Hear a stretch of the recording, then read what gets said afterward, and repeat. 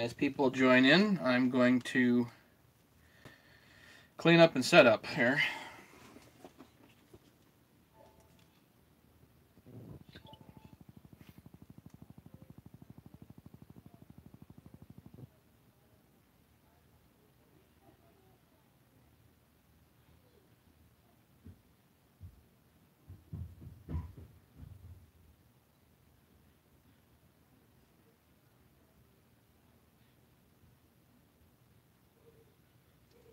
Can everybody hear me?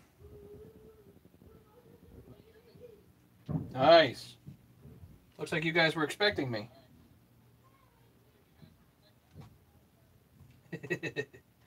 Sorry I'm late. Let's see, where do I put this? Hey, Hector.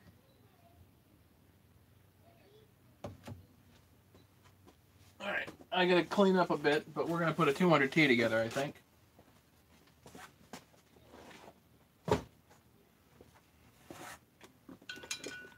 Too much bologna last night.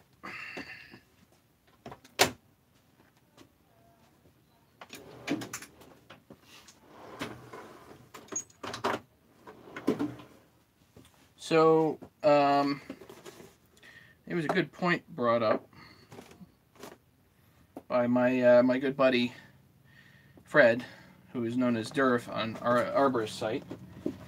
And the good point, I think, was, you know, these huzzle aftermarket kits for the 200T. Is there any point to them, really? By the time you're into them for whatever parts you might need, you can buy a top handle Echo with a 5-year warranty. So what's the point? I thought that was a pretty good thing to bring up.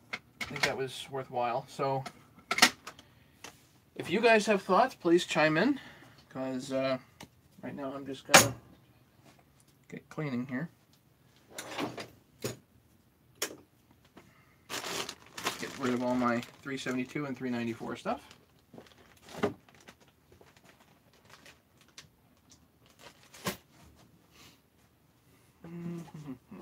Just put everything away and then we'll bring it back out if need be. So, questions, comments? Actually, I'm going to show you guys a receipt. I think you're going to get a kick out of it.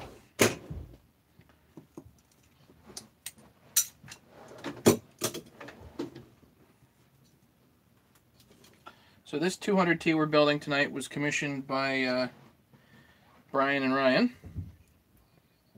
So thank you guys for the opportunity to build this. Throw this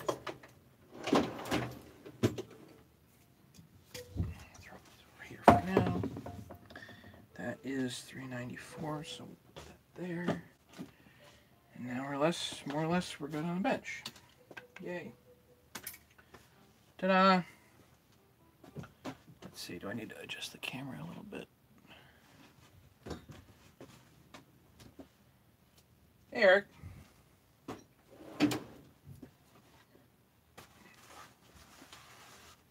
In case you guys don't know, and in case there's anybody new or relatively new here, I do have t-shirts. They have my logo on the front. Pretty cool. And a big fat this on the back.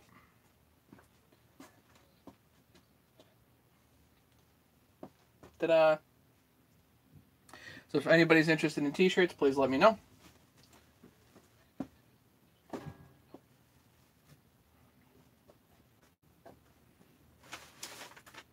Okay, so last time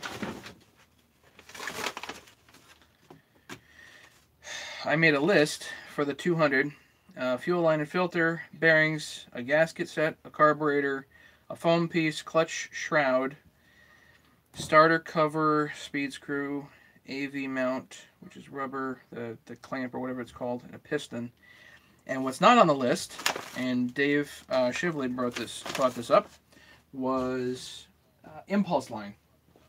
I have it in bulk, so I don't really think about it much.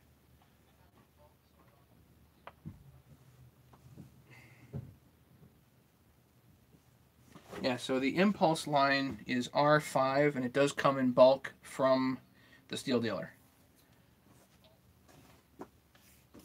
Hey, Ken. How many people we got? Holy cow, we got 13 people tonight? 15 people. 15 people.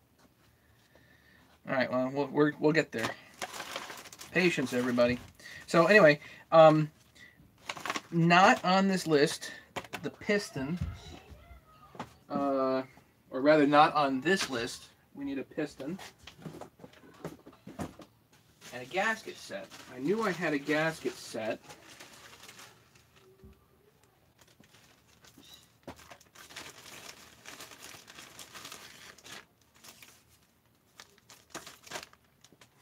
Ah, there it is.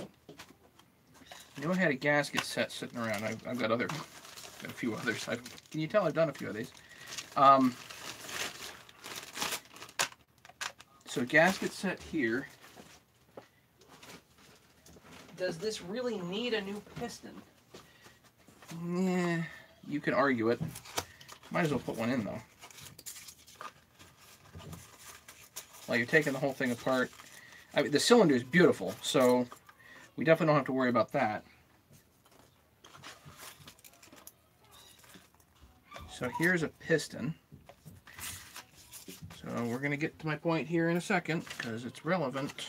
Good point. Let's see. 16 people. I wonder if it's a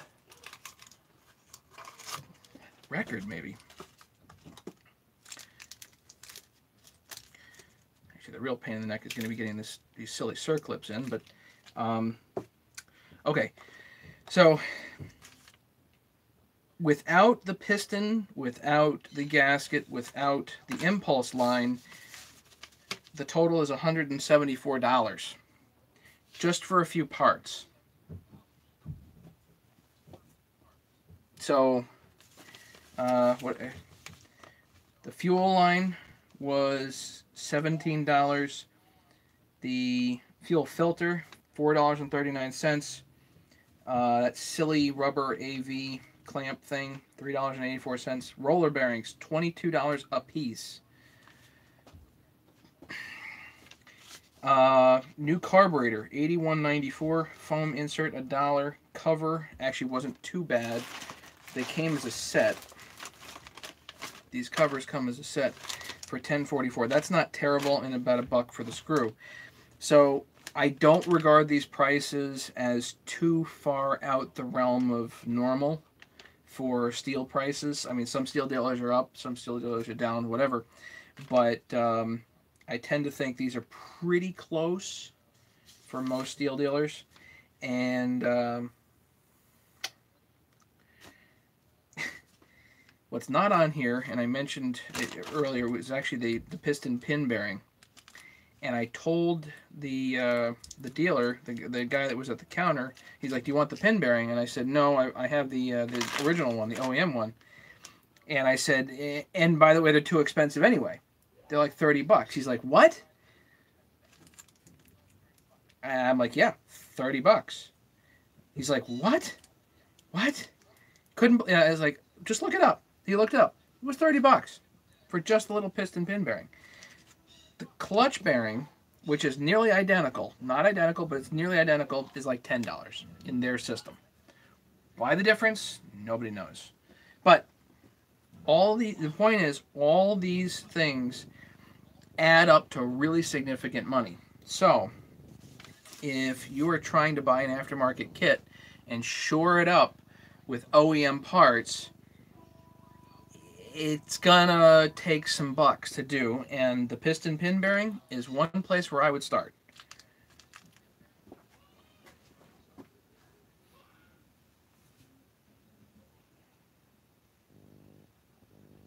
Usually list at the Stihl dealer.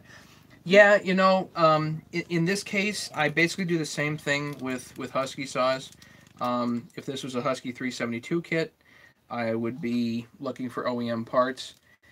I think the issue with the 200T, at least for the aftermarket community here, if you're building a 200T with Chinese parts, the real question you have to ask yourself, is it worth it to start with a saw with Chinese parts? Now, there's a few reasons why you would. If you're just building it kind of, if you know, straight off the shelf from China, okay. The whole build is really suspect if you do that, but fine. Okay. So if you're building it because you're just having fun, you're just messing around, you're just learning, fine. The other thing that's really nice about that build is that there's no cleaning involved. It's all clean parts.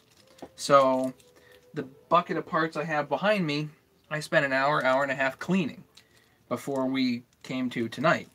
So we did the tear down the other night, and I don't remember how many hours that was, like about an hour and a half, probably an hour, hour and a half cleaning, back and forth to the Stihl dealer a few times, all the money here, and now we're going to put it together. So there's a lot going on there. 17, it's a record. Hello everybody. So let's get to it, I guess, without further ado. So I'm going to, these are the piston and the gasket set I did have in stock, so we'll use those eventually. Don't want to lose that stuff. So let's get out the things we do need.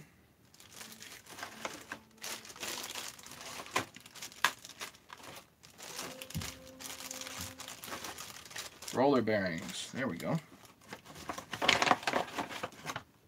Carburetor, fuel filter. You know, let's do the fuel line, I think, first, because this is kind of easier to do with everything unassembled here.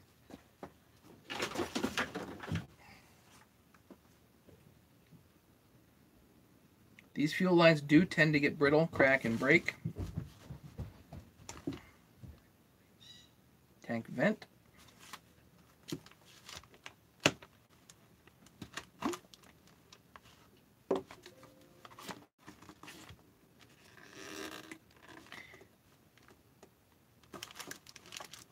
Thing about these is they are a darn pain to in and out. Tell you what.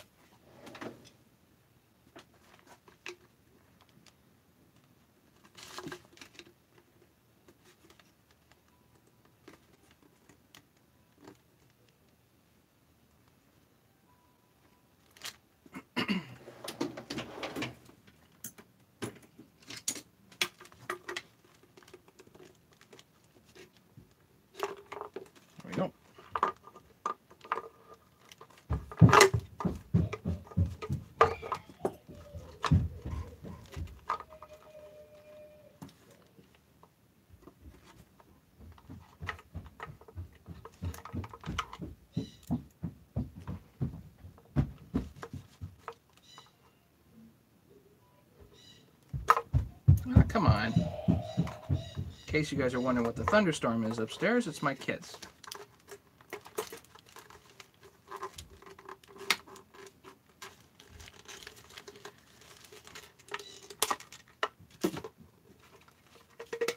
There. Good, bad, won't chance it. If you're doing a full rebuild, don't chance it.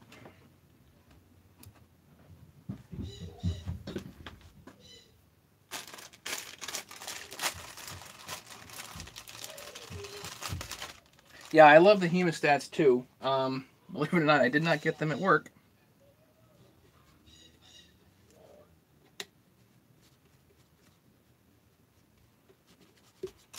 This is synthetic grease, in case anybody's wondering.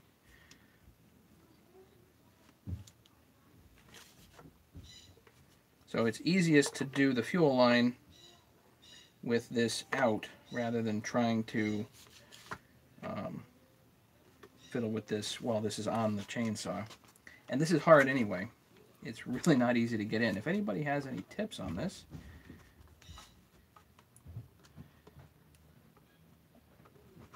I actually did one of these on the saw, and it was darn hard.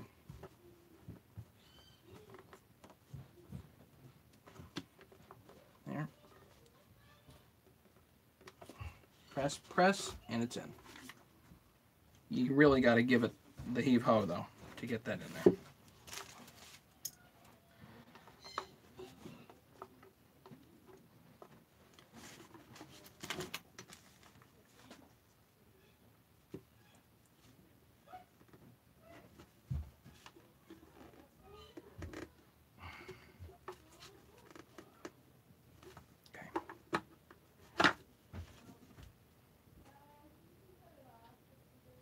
So now your tank is ready. Your AV mount's fine. You know, a little bit of cracking here. You know what I do with that? My soldering iron.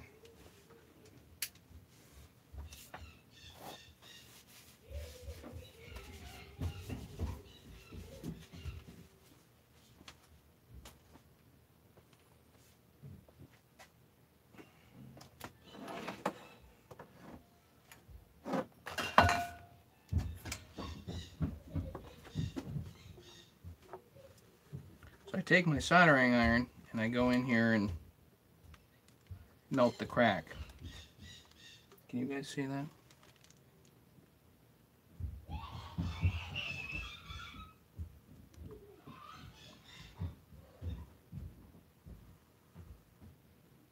And that clamp is going to sit right there, so you don't want to raise it too much.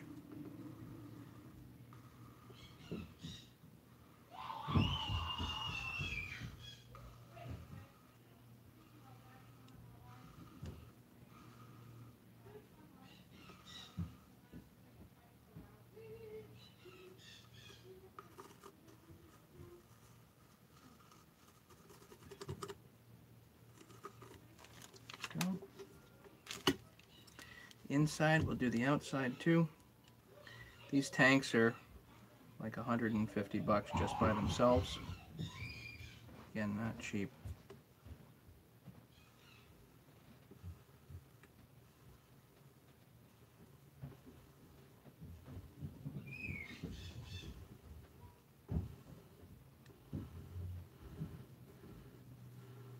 And all these ridges act like tacks, and it seems to hold.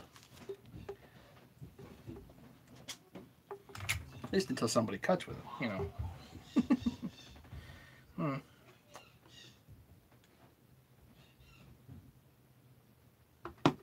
Okay, so now we can say that this is pretty good to go. Don't see any other issues with it.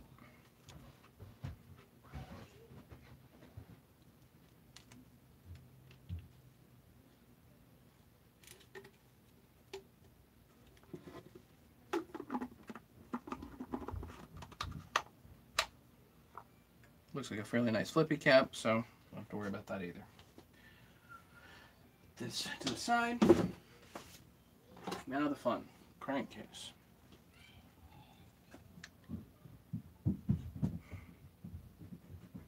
These are just annoying. Just say that right now. Actually, this is the tank vent. I'm going to put this back on. Forget about that.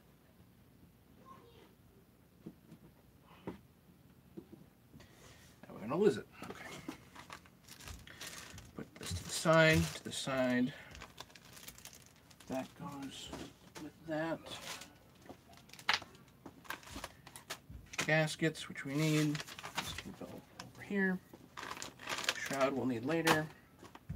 Carburetor we'll need later. Don't need my list right now.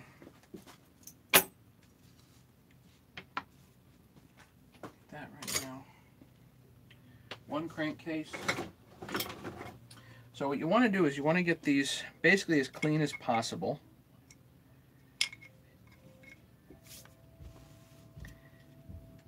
I'm just going to touch this with some Scotch-Brite just to shine up the metal.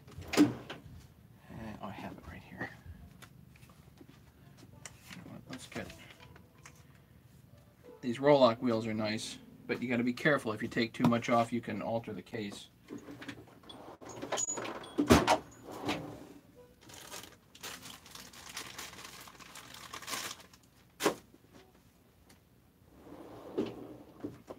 The old Weller soldering stations. Yeah, that's what I got.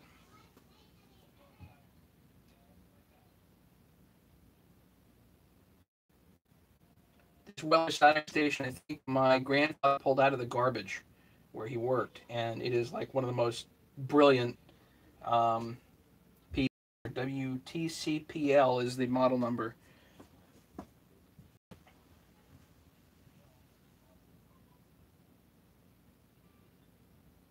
Do I work in the steel factory building engines? I don't think so.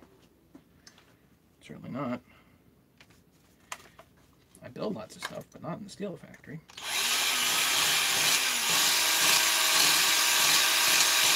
This is just Scotch-Brite.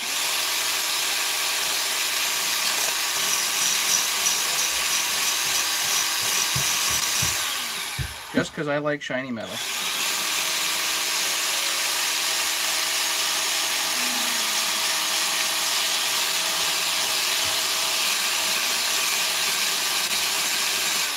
Another way to do this is if you got a nice flat surface, get some fine grit sandpaper and put this on there.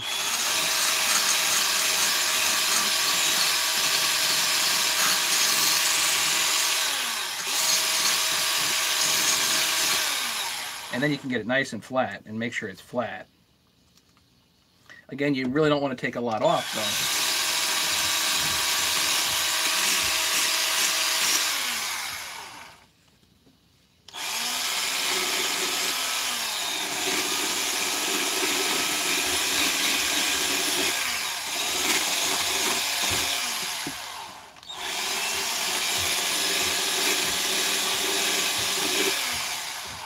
If you're not using sealer, if you're just going to use the gasket, then you probably don't even need to do this. Just hit it with brake cleaner and put the gasket on, slap it together.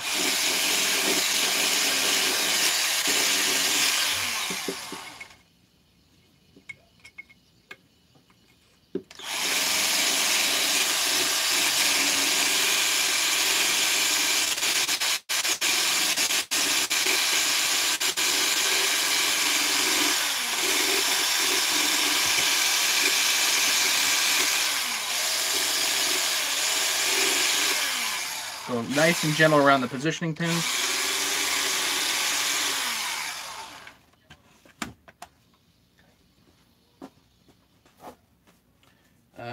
The other thing is, before I fully clean this with brake cleaner, this wire wheel.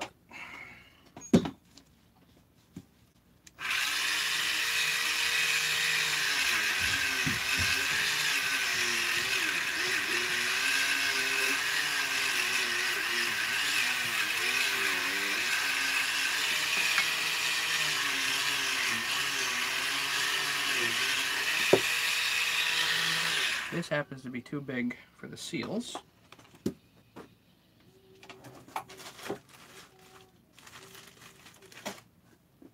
That'll work.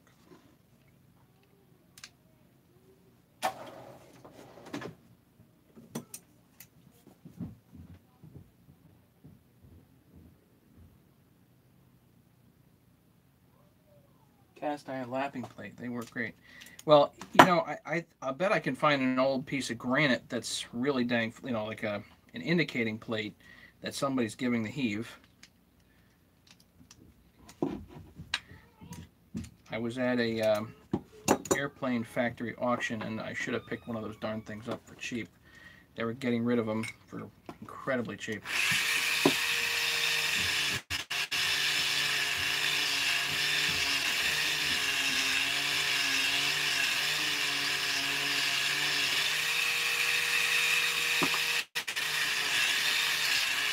Again, shiny metal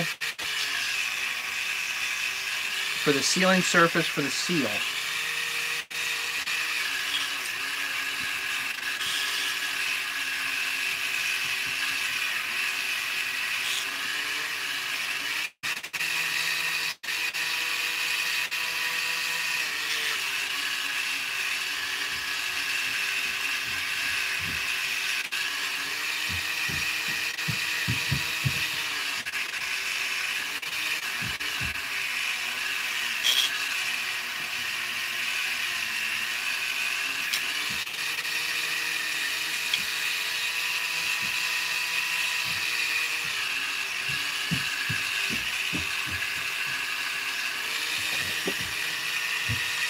A lot of fine prep work. Once it's all prepped, it goes like no problem.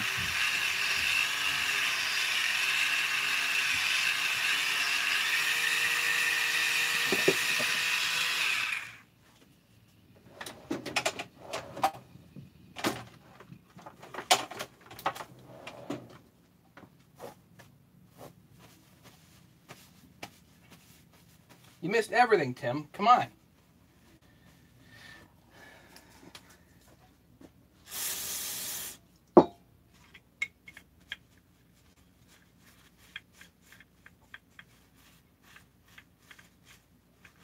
Ken, did you bring the Pepsi?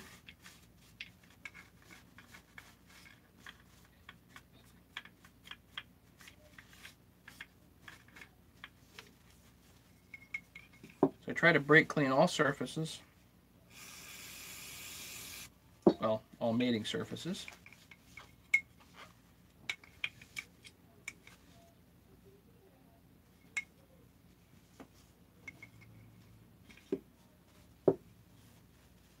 I use too much Kleenex.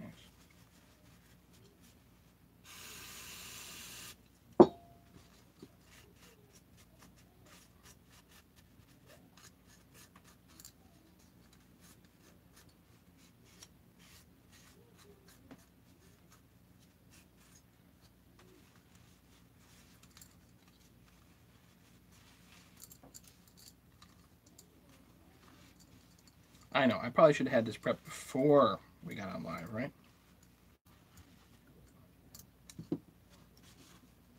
But then it would be just like a cooking show. Remember how I said I hate those?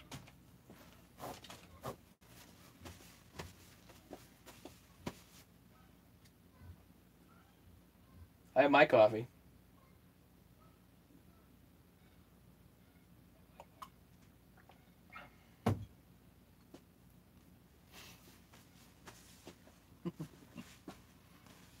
Where was I?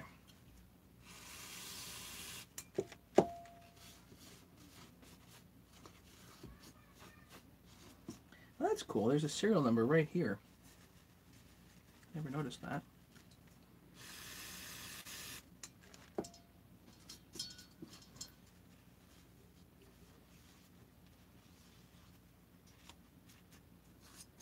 So you can go completely crazy and bead blast these things and all that stuff, but you know, I don't do that.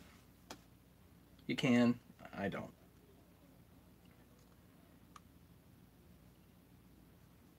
Nothing wrong with if you do.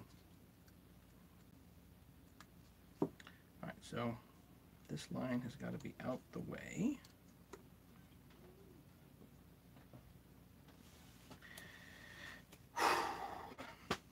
Bearings and seals. Bearings and seals.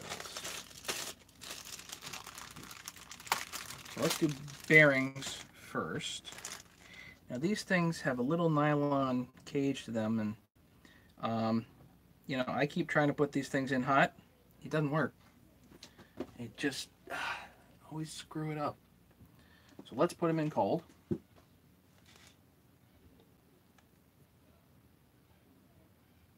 little bit of anti-seize.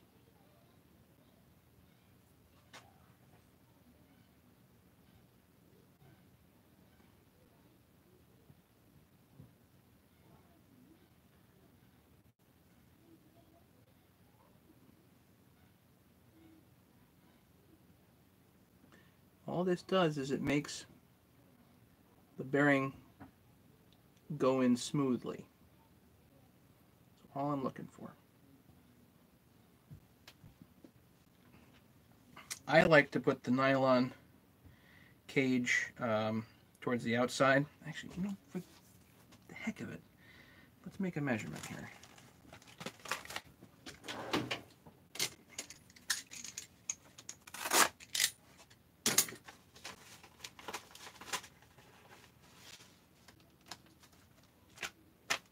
These seals are not cheap.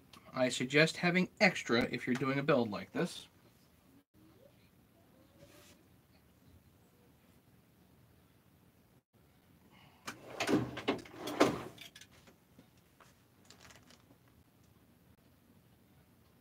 I just want to see where on the bearing this seal sits. So can I push the seal in too far?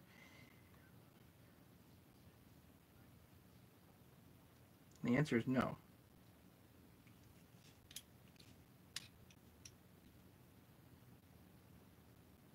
It's slightly oversized for 20 millimeter, and these are 25 millimeter OD, 24 and a half OD bearings.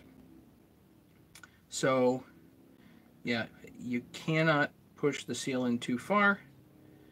That's good. So we just crank it down until it stops, basically. Don't crack it.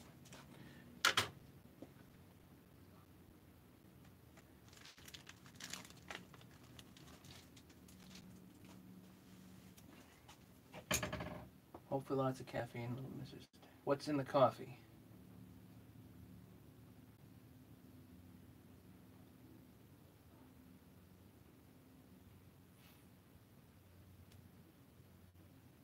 Hey, David. I get thumbs down for truncated size. Is there something wrong with my phone? I mean, I think this looks pretty good.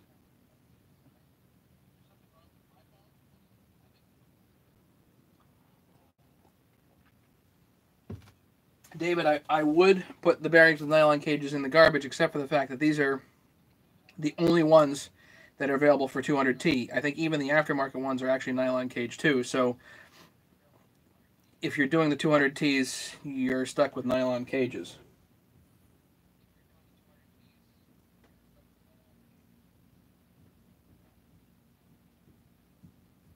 Yeah, Craig, if I remember right, your videos turn out pretty good, so.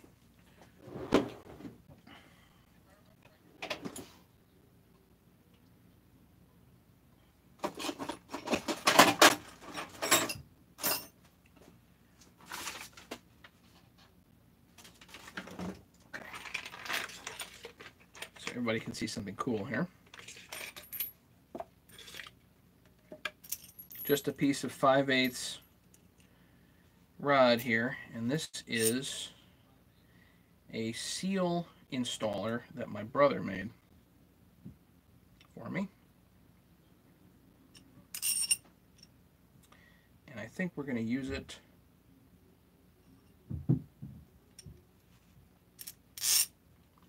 as a bearing puller any-thingy too. Yep. But I need a bigger washer.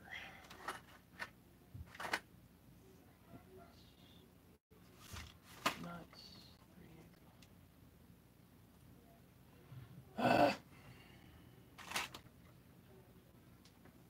I pull my 3/8 washers down? Yes, I did.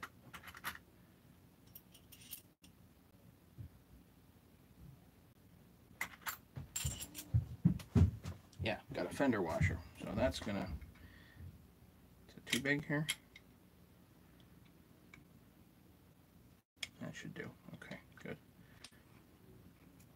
So now we do put the bearing in.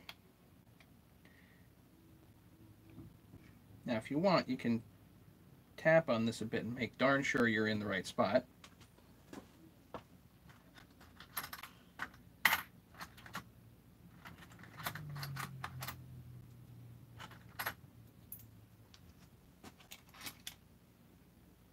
The more washers, the better here.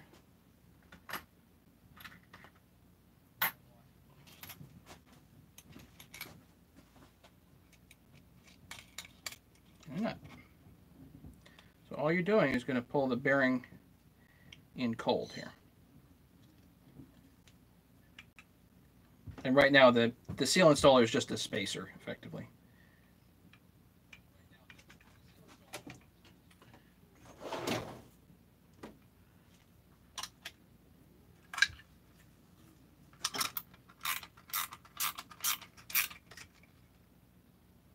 And if you notice that it's off center, so here's what you do.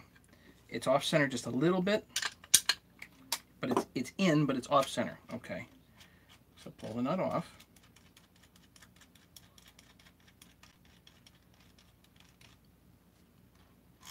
Pull your washers off.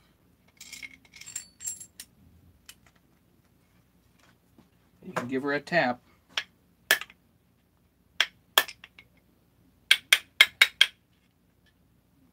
That's it. Now it's straight.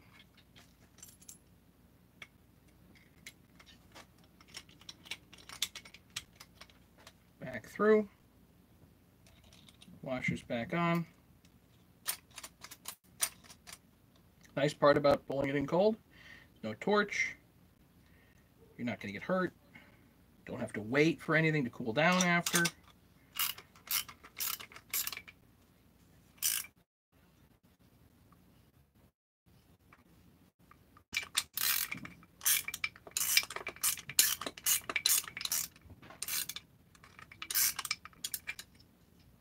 And this is slipping on this side. Other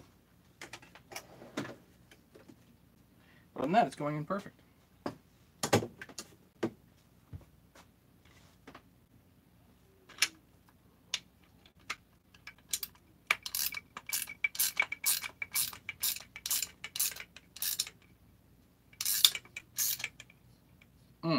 That's it. Bearings in. And you can make, you know, whatever apparatus you want to do this, but I just use a 5A. This is a 5/16 bolt, which incidentally are the handles for the tools that I have. Is that seated? You can look in there and check and make sure it's seated. It's seated. Let's do the other one.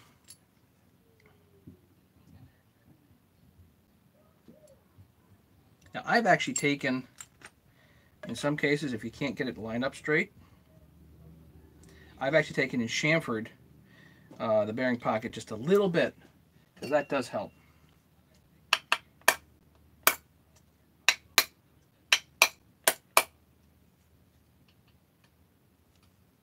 That's pretty straight.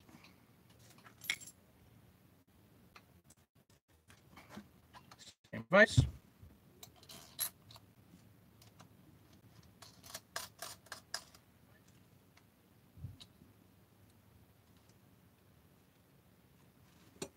And this crankcase is a little bit different than the other saws that we do, because there's no inner race to these bearings. Let's see if I can show you guys. See? Yeah.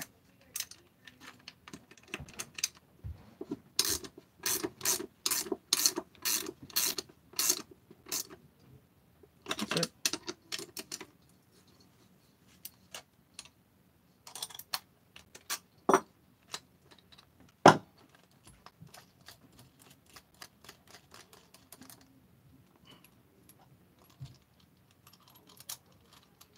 So this is not a press fit like you typically think of.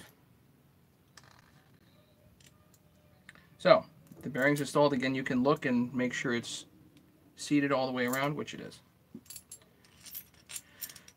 Questions, comments at this point?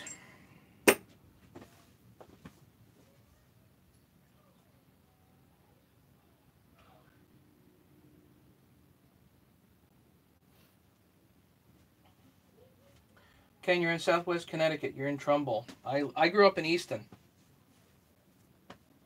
Easton is my hometown.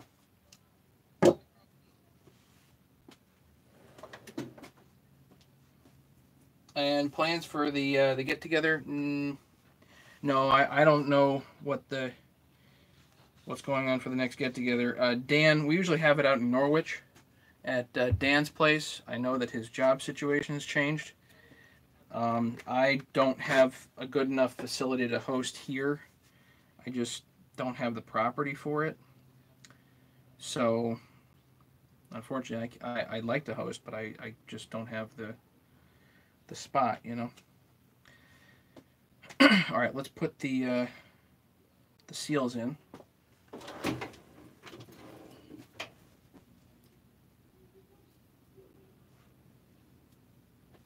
Yeah, they're probably a lot like axle bearings. The whole thing is an odd setup. It just goes together gentle, rather than the whole press thing like most of the other crankcases.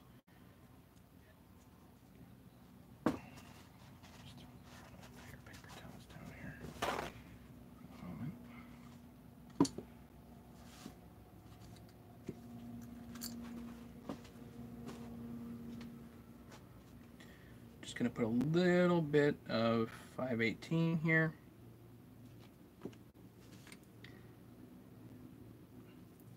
This will not affect the bearings at all because it is anaerobic. It will not seal, and gasoline washes it right out if it's not, you don't put it in the bearing purposefully, I mean, obviously. But sealer in there. Same thing to this one.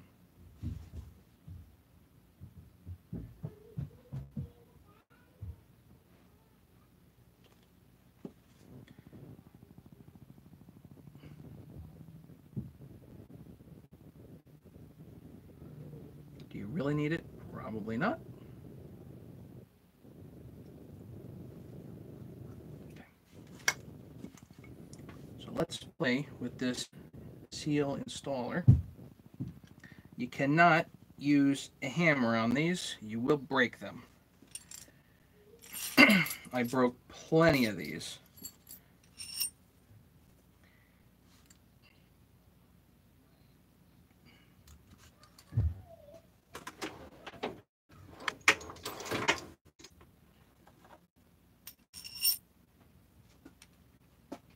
Just got a spacer here. Let's do that.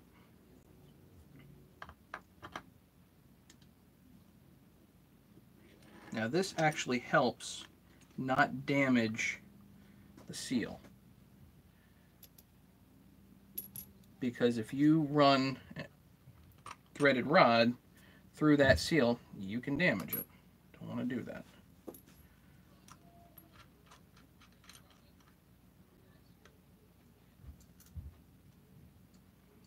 But this all helps keep the whole thing, the longer this is, the more straight it's going to be.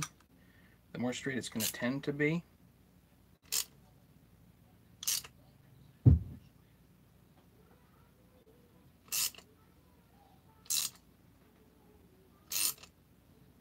Nice and slow. This is nerve-wracking, I'll tell you.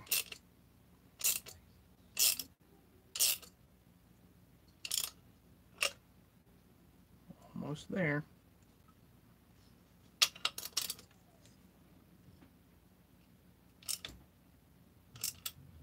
I think I had this in the other way last time. This is now turning.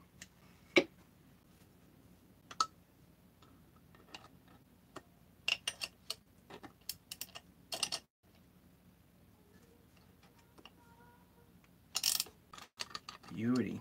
And you can just feel it kind of slip in.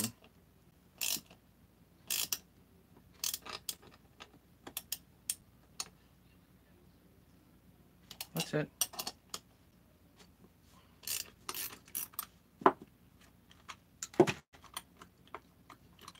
So now what you do, hold the seal, the brass piece there, and slide the bolt out. That way you don't wreck the seal. Seal's installed. That's as good as it's going to get.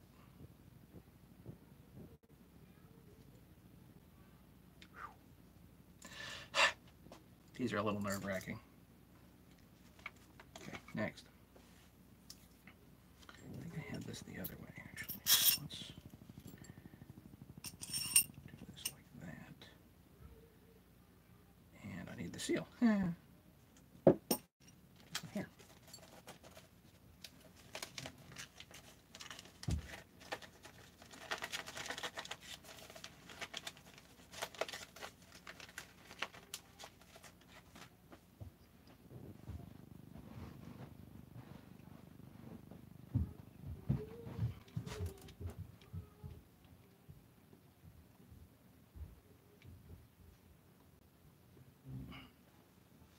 Want to get it started at least a little bit, but it may or may not be possible.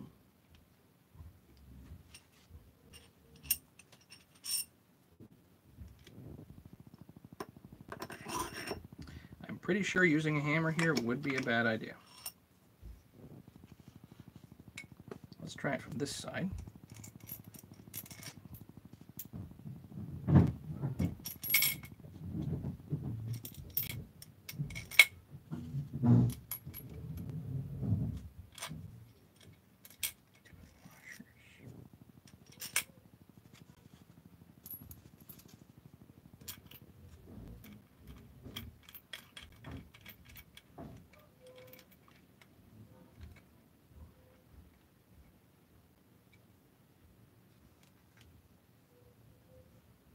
Make sure it's all straight. Make sure it looks all straight.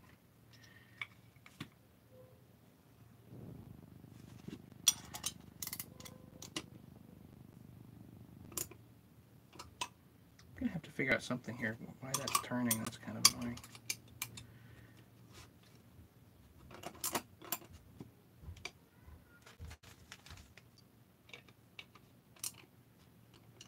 Talk to the machinist about that.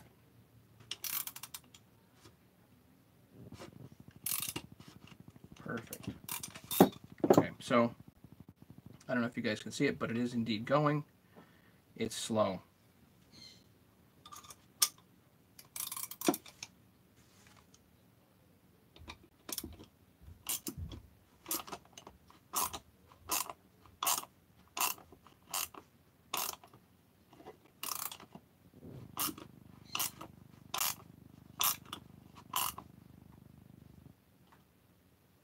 That's it.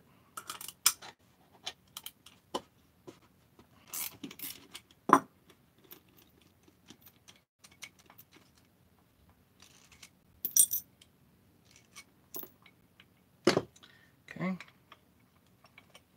Hold the brass piece there, pull the bolt. Your seal's in. No damage. Ta-da!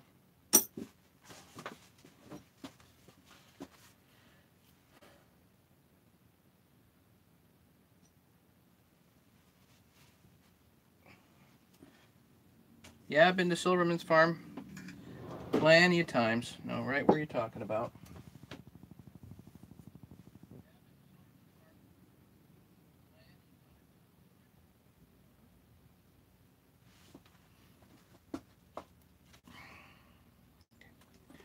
Get rid of that for now. Get out our 3-bond. I don't think we need our puller anymore, so it'd be nice if we actually had a square thing on that. Whatever, doesn't matter.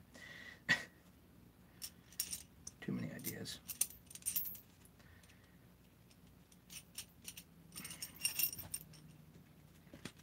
If anybody's interested in these, that brass piece, I can get them made. I'll probably get them made out of aluminum.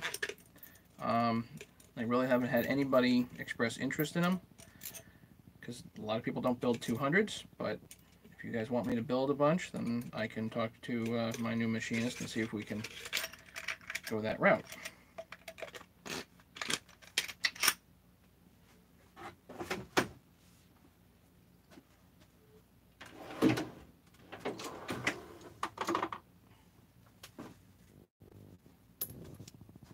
Ken, where's your shop in Trumbull?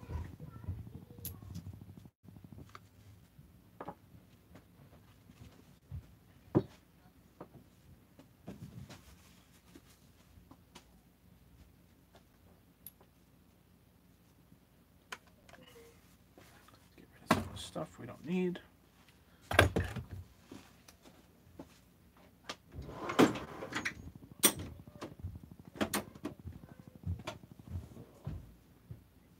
Tim, you're the only Southern here, really?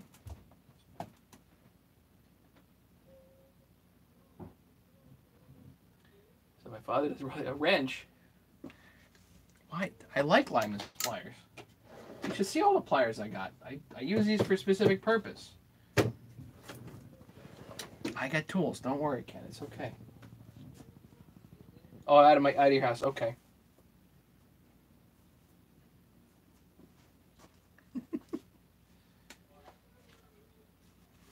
Actually, one of the next things on my list to get is I don't have is a I have a chain spinner, but I don't have a breaker. Now I know, shame on me, but I don't have a breaker. It's weird. That's next on my list. Okay, so here is our little crank.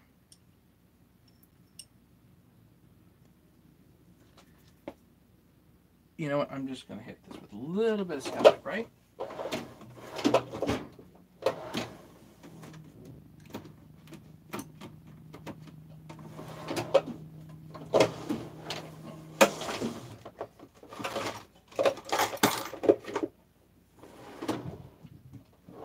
my Scott? Here it is. Just want to... Shiny metal. There we go.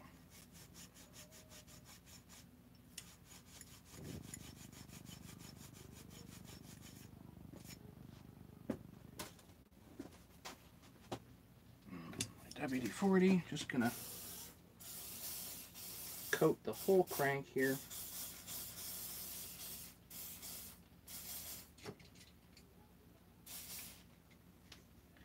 Now, if you're using sealer, obviously you don't want the oil to get on the sealer, so you can't have gobs of it. Trumbull Center by the dog pound. I don't know where that is, Ken, actually. I mean, I'm sure I could find it, but I'm just not familiar with Trumbull. Believe it or not, even though I'm from Easton, I'm not super familiar with the surrounding towns. I worked in Norwalk, but by the time I started driving, I mean, I went to college when I was 17, so by the time I started driving and going around, I wasn't here. I left. I went to Texas.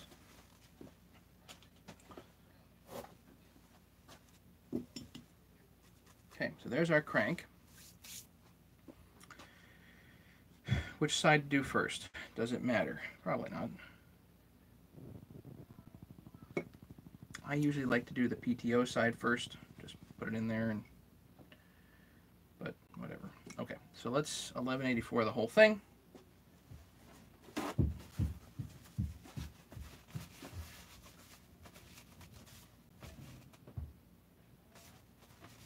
Oh shoot, yeah, Ken.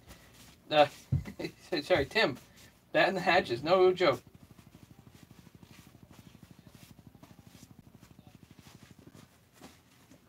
Okay, make sure your saws are sharp, dude. Yikes. Okay. 1184, here we come.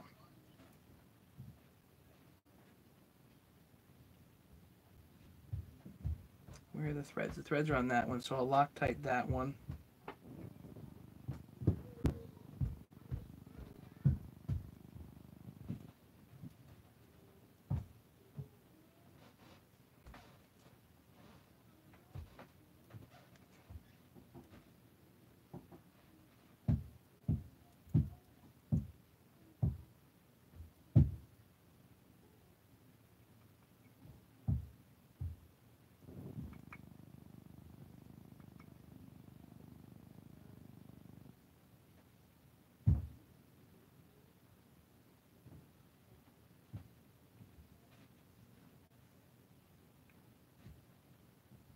Oh, hang on, kid issues. I hear it. Hang on a second.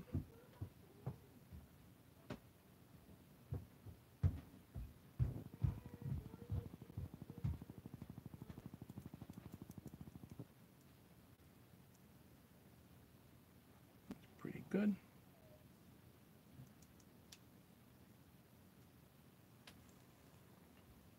Be right back. Kid problems.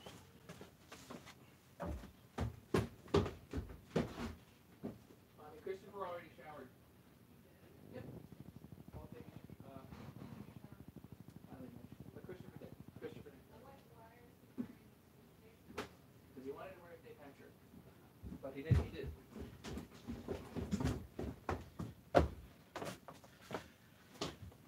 Okay. Great. Loctite, right.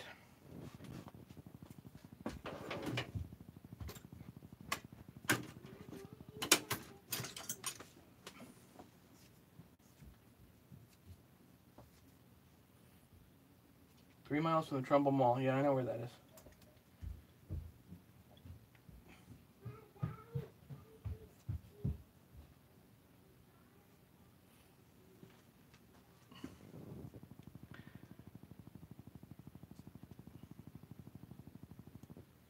Loctite.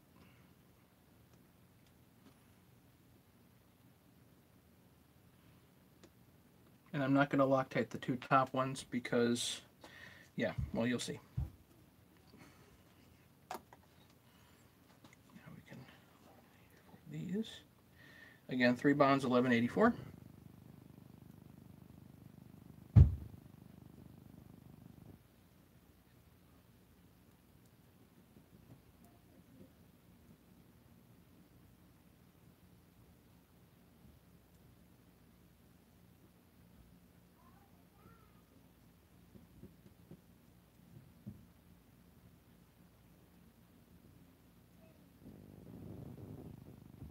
Up here, you don't even really need the sealer because it doesn't really need to seal specifically. You're not sealing fluids and whatnot. Crankcase is most crucial.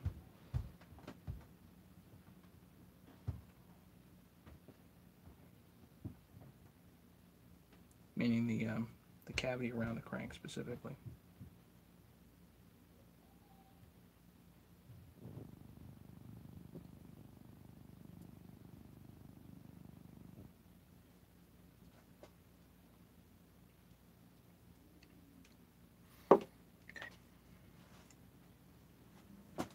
Questions?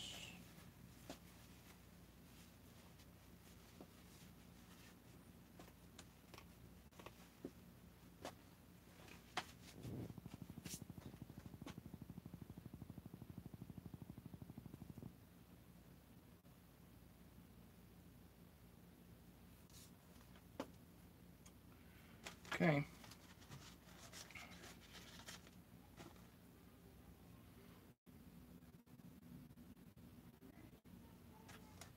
Looks like just a little bit more in a few spots.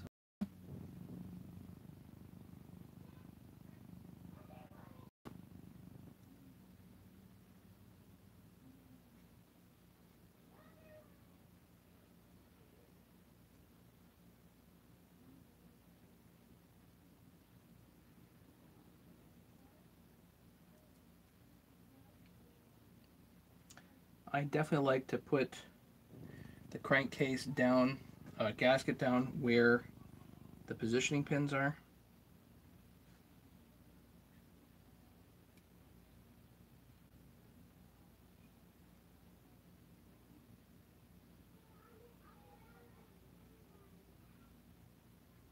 Good. Now, you don't want to screw this up. Don't put this in the wrong place. PTO side goes in the PTO side.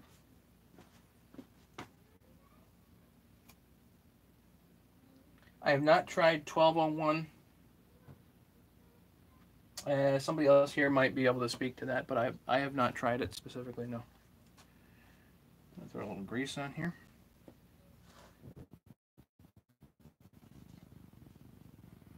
The bar bolt's over here, therefore this is the PTO side.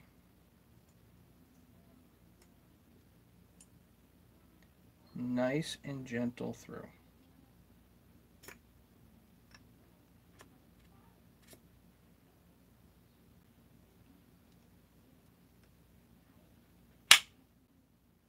Ta-da! Okay. There's one. It literally is just a press fit, just like that. The other side is the same.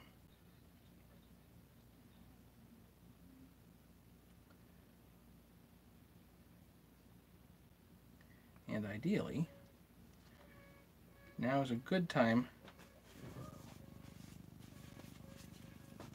for the ignition coil, or at least the coil wire.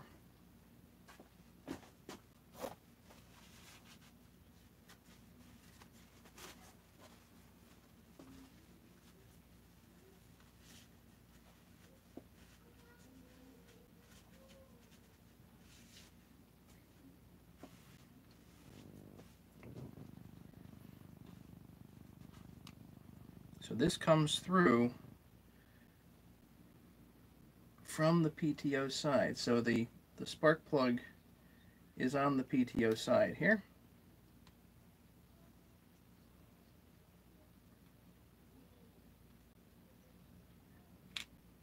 So pull this through as far as you need to.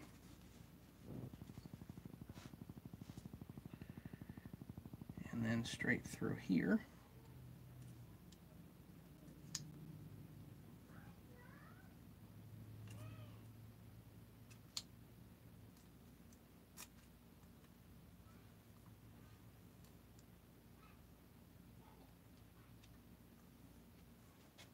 A lot of stuff to do all at once.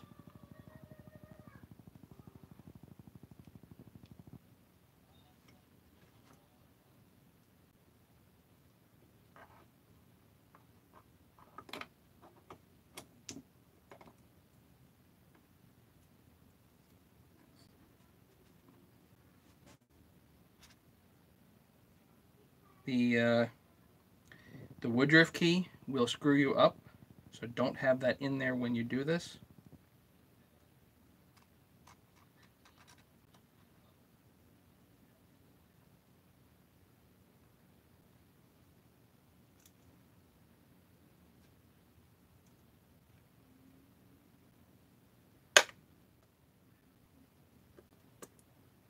Together.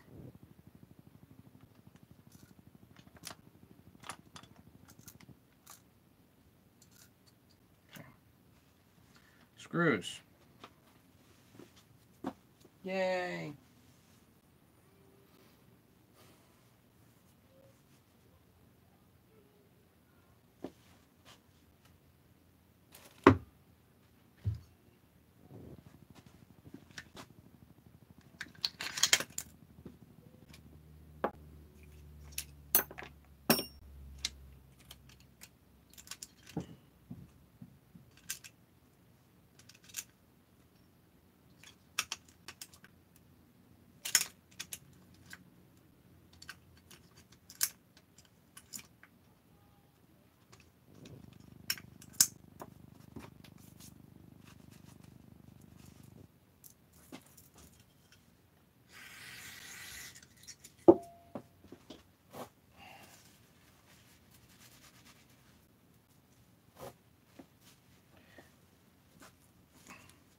Actually, David, to answer your question, Husky does use a Woodruff key on the 394.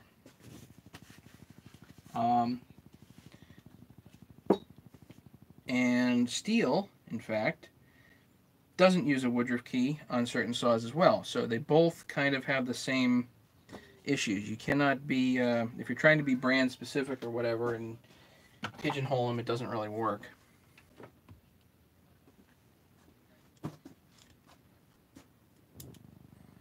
All right, case bolts, T27s.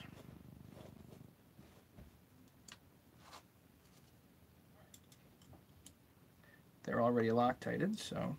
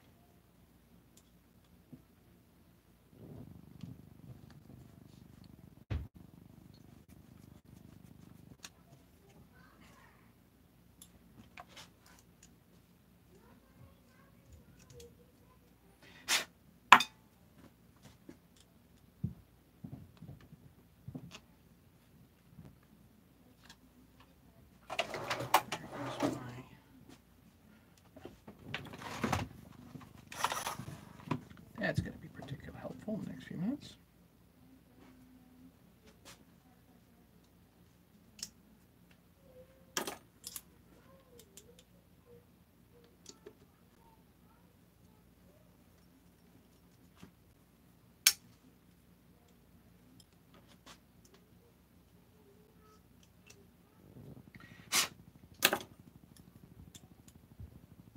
These top two screws don't get Loctite, and again, you'll see why in a minute.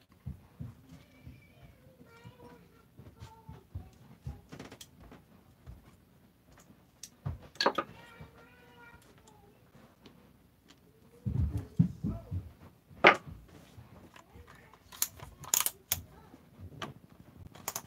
I set this down to light torque and send them down. Let's go.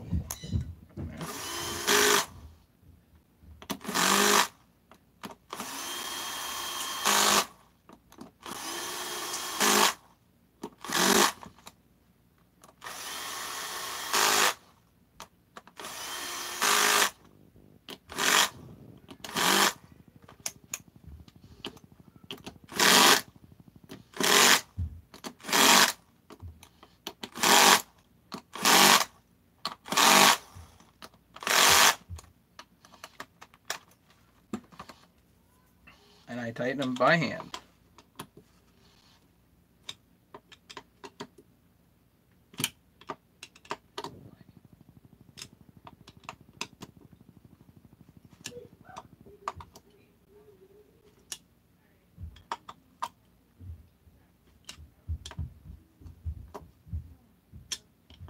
These two I don't quite tighten as much because I'm going to be removing that one anyway. Double check. 1, 2, 3, 4, 5, 6, 7, 8. Don't worry about it. Crankcases together.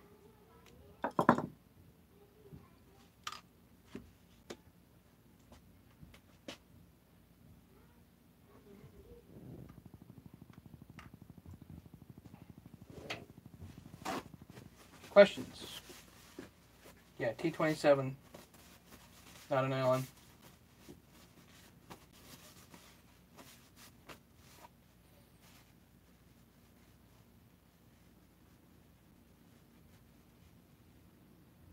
Yeah, this arm right here, yeah, this is calibrated. Yeah.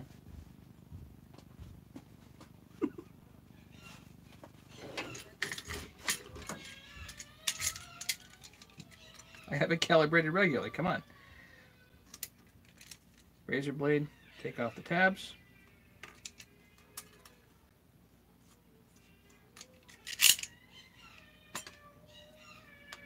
Always give credit. That's Brad Snelling's trick. That was not my idea. I don't know why the kids are yelling.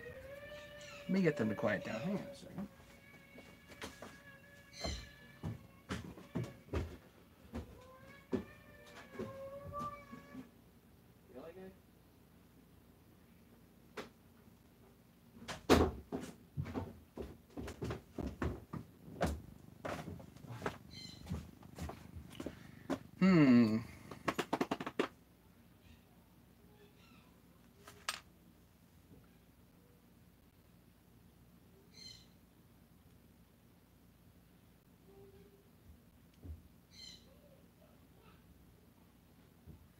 For some reason, I didn't notice that that was busted.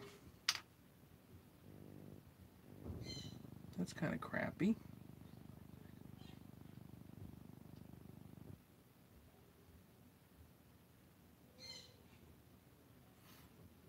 Doubt there's anything I can do about that.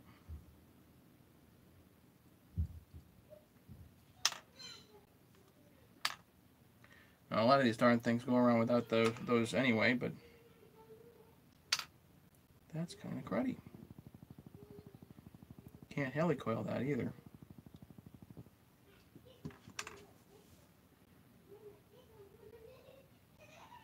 Can JB weld it potentially, but that would be tricky.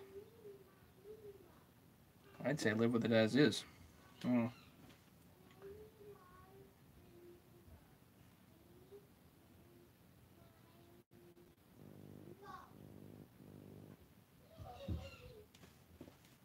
Yeah, check that out. Didn't notice. Other than that, this is in pretty good shape. Shucks.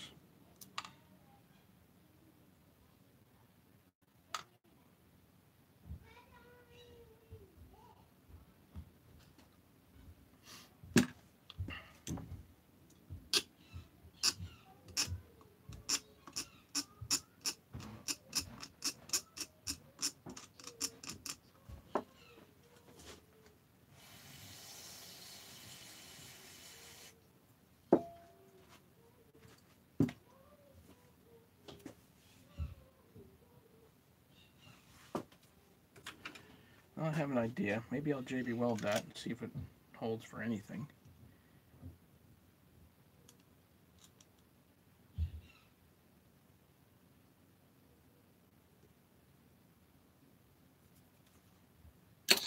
Probably not. It'd be nice to helicoil it, but can't really do that, I don't think.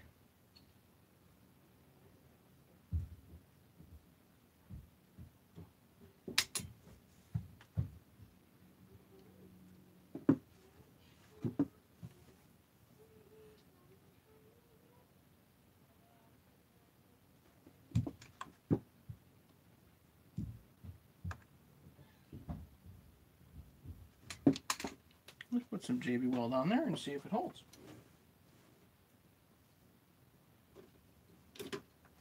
Probably won't.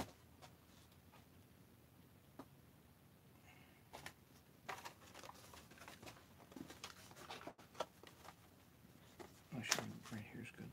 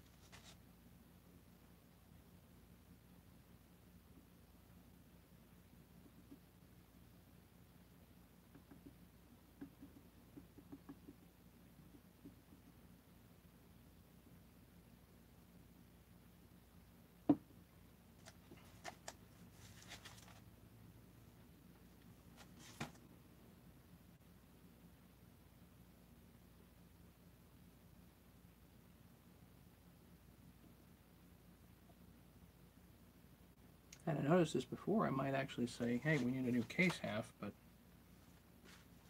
I did not notice this.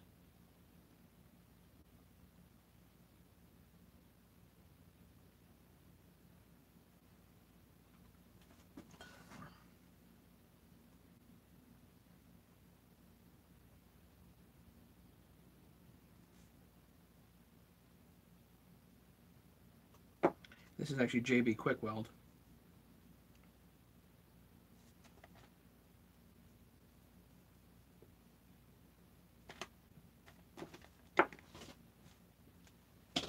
It does set pretty darn fast.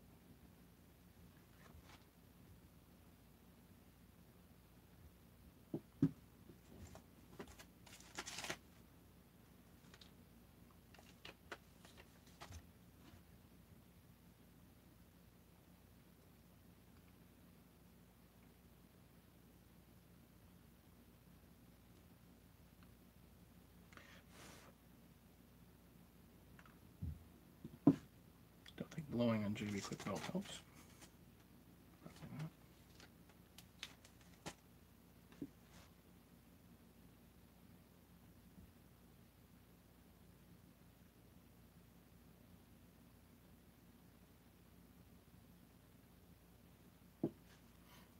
Gonna bulk it up one more time. Questions, guys? Did I out the screw? No, because I was afraid that the quick weld will not stick to the surrounding area if I get oil on it.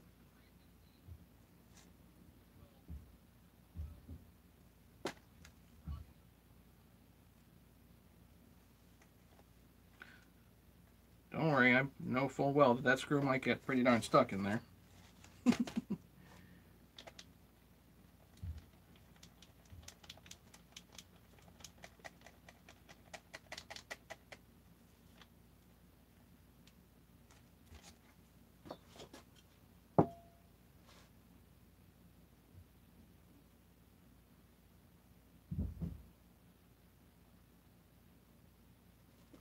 Might be a whole lot of effort here for a whole lot of nothing.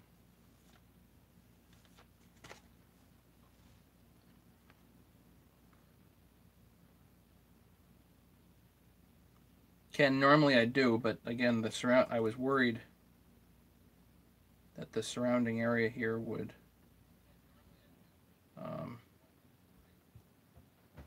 get some oil on it, and then the whole thing doesn't stick. So that's definitely the debate.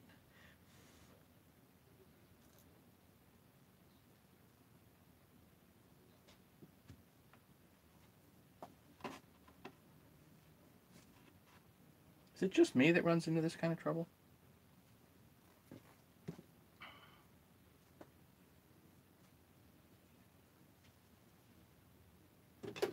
Actually, the 394 we were putting together the other night, I think I got the whole thing together. It was almost all together. And I go to put the starter cover on, and there's no ear for the fourth screw. And I'm like, what the heck? I had to take the whole thing apart.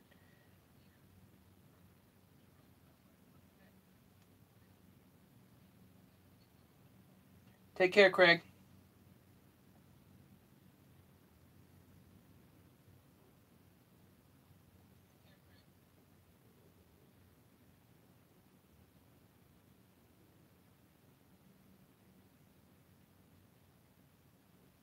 Teflon threaded rod would be a really good idea.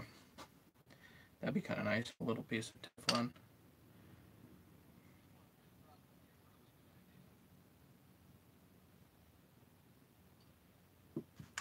Let's see what happens. Let's see what happens.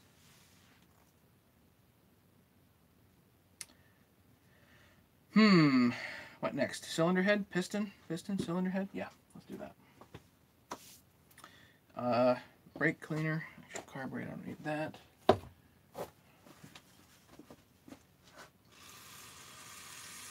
Make sure this surface is pretty well lubed here. Or rather, brake cleaned.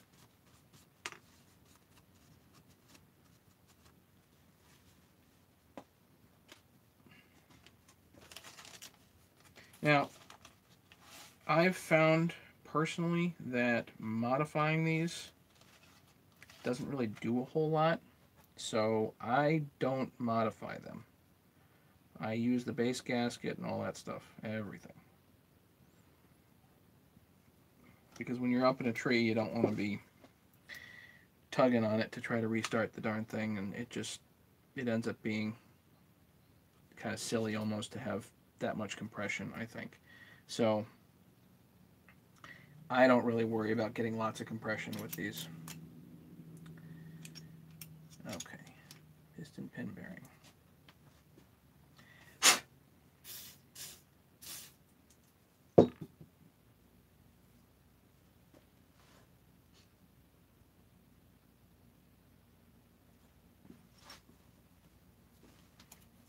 Where is the piston? Right over here.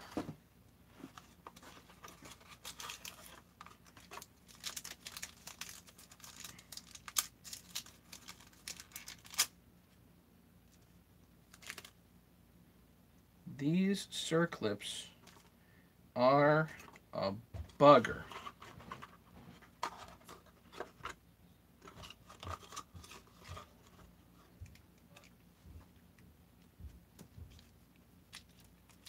Easy to lose. Certifiable pain. Okay, exhaust side that way.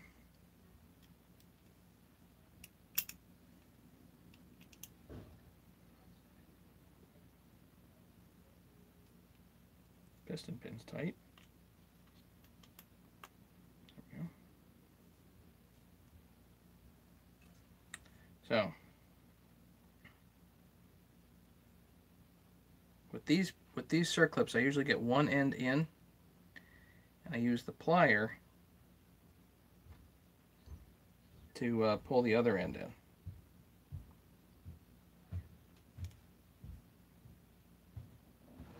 Now you can get the Stihl tool. This is probably where having Possibly the rare case where having a Stihl tool is going to be the ticket.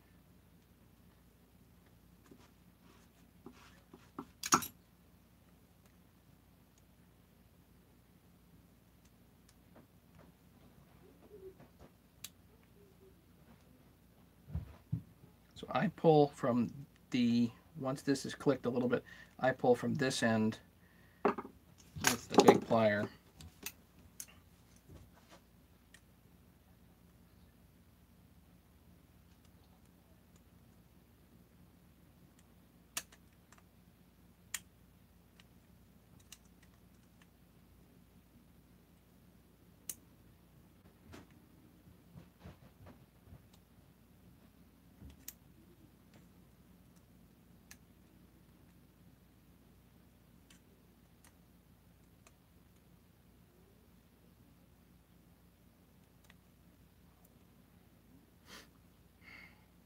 I'm all worried about bending them, because you can do that.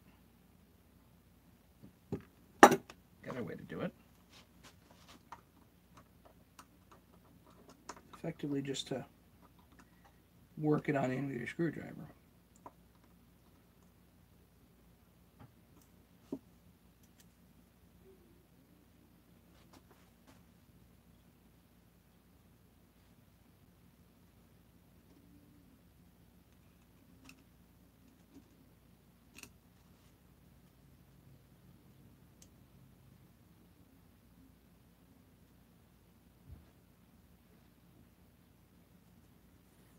No matter how many times you do these, they're still a pain.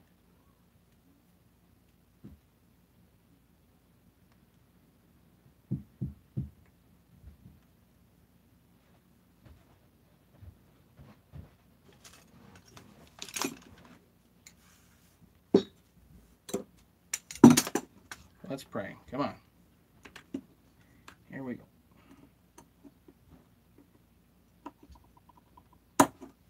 Click.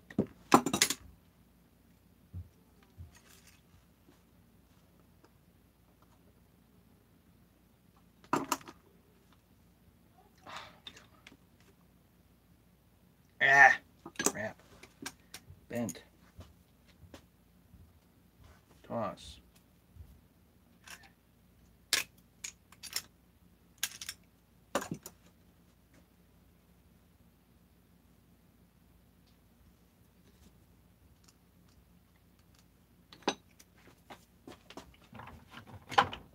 Couple more tries.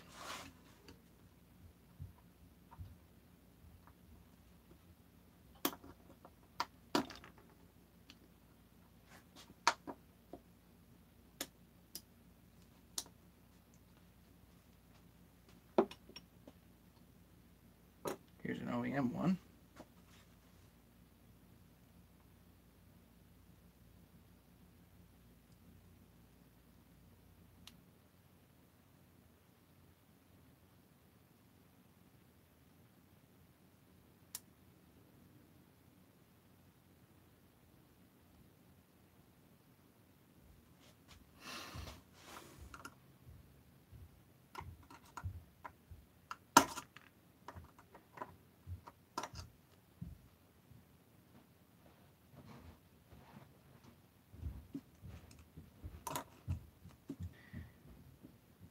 Now you guys are making me nervous.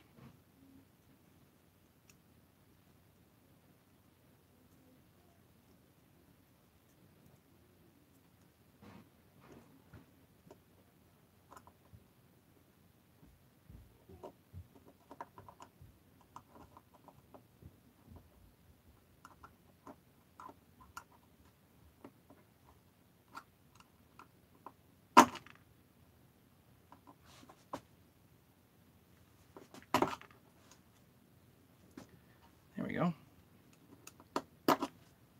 Click, click, click. There's one.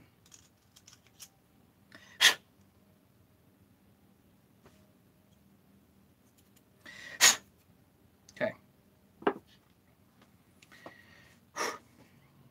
Arrow to the exhaust side. The exhaust is here. The impulse nipple's here, so you know which direction things are going.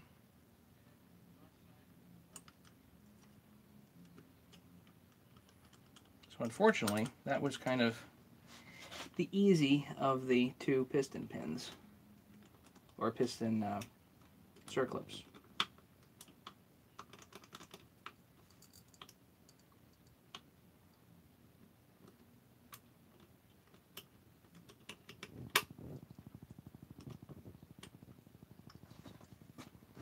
Okay, now that's in.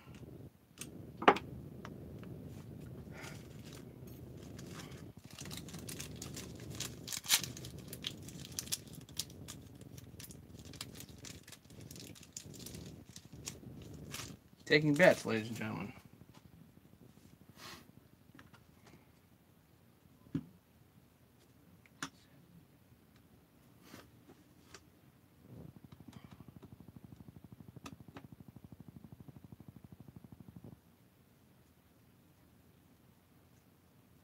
The screw comes out.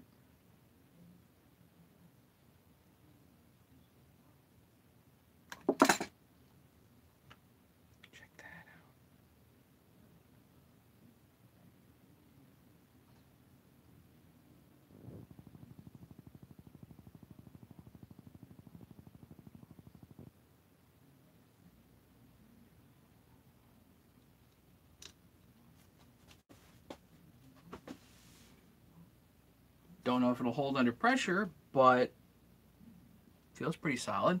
Cool. All right, questions. Let's see. Is the deck flat? It better be. I cut off small screw to spin those rings. Yes, I can do it. Ken, you'll have to show me the flat blade screwdriver to spin those rings. Oh, like a little indent so you can grab it.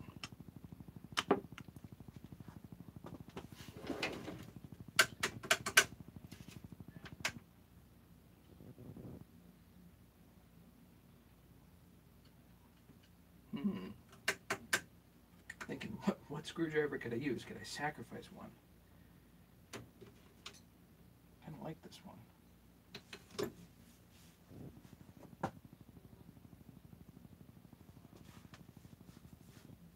I know. Hang on. Let's sacrifice a Chinese screwdriver.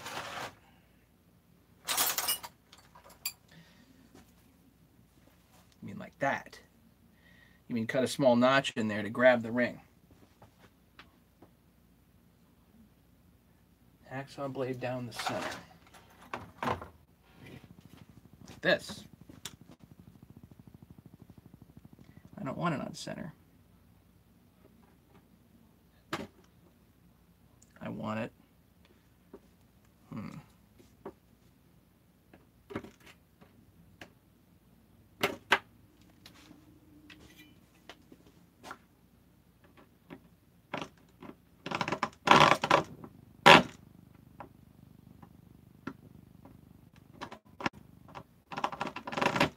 That's hard. Hard. Let's see if I can get the Dremel working. But I need a thin wheel.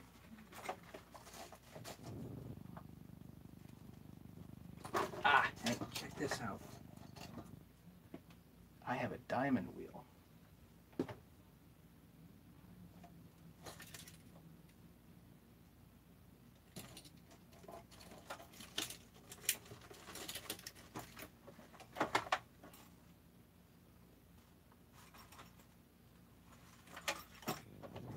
Need to find a mandrel.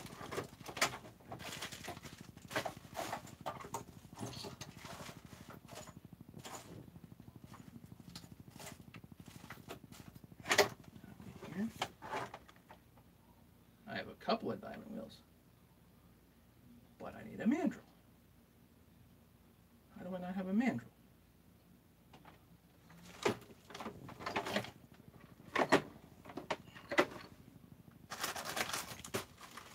Here we go. Hiding.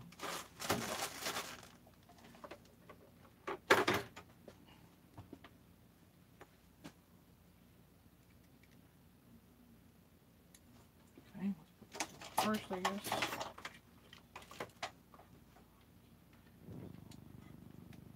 I was looking for these diamond wheels. I knew I had something like that. Now I absolutely know I have something like that. Cool.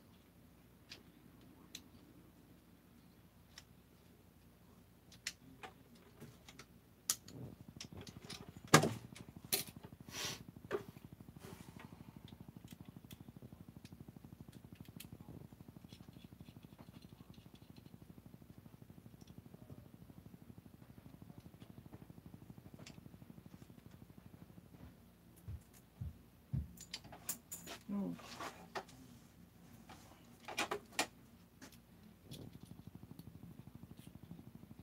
Ken, this better be worth it.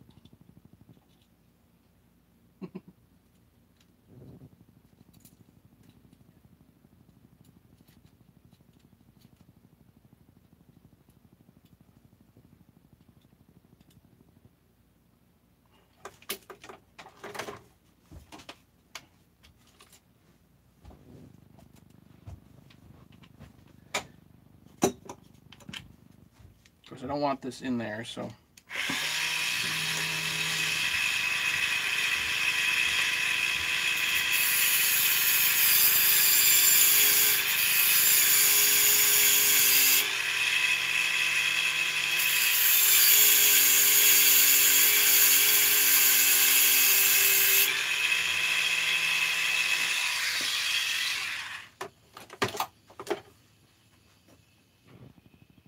All I did was put a little hook on it. Let's see if that works.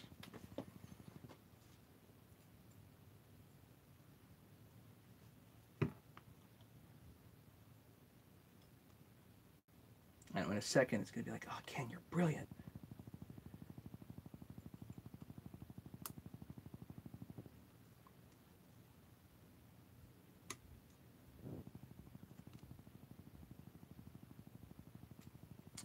Going to go right into my hand.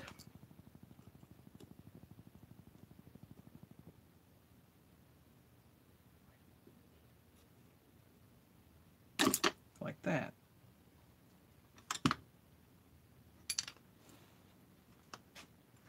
And disappear. It's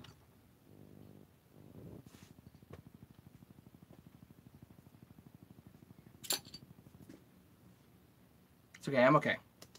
Fine. But I don't know where the clip went. My first thought is if it's down in the crankcase,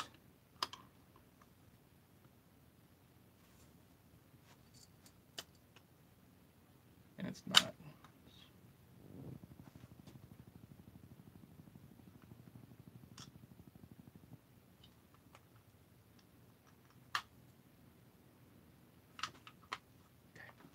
I get lucky with these things. I do.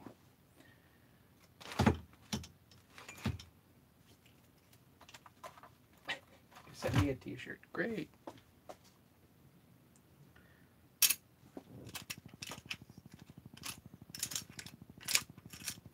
Worst comes to worst, I have more pistons with more clips. So not the end of the world here. Just be nice to find that dang clip.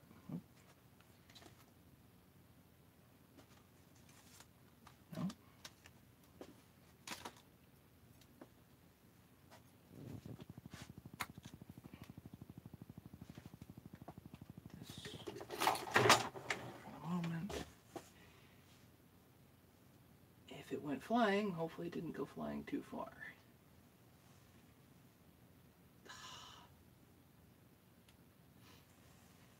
This stuff goes, Mastermind's like, yeah, this stuff goes into another dimension.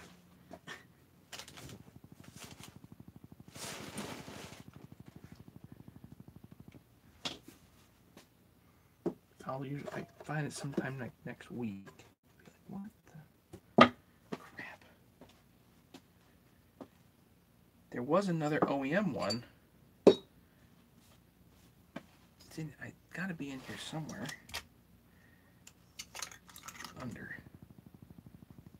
Oh. Did I save it or did I throw it out? Do you guys remember? I might have thrown it out because that one was done.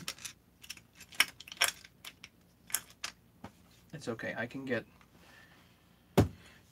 more circlips. Let's get another circlip rather than looking all over creation.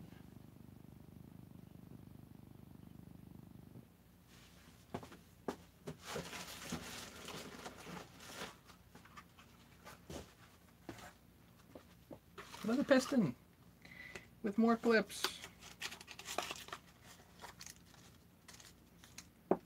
Actually, I wonder.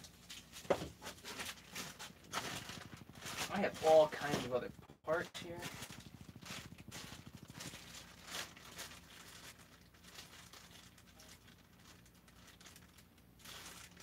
It's entirely possible I have plenty more circlips. It's a matter of finding it.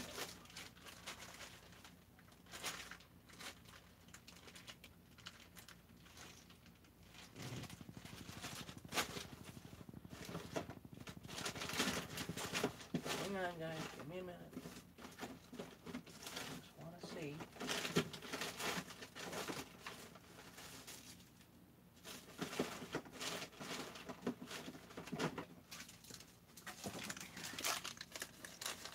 We have at least 2 more tries.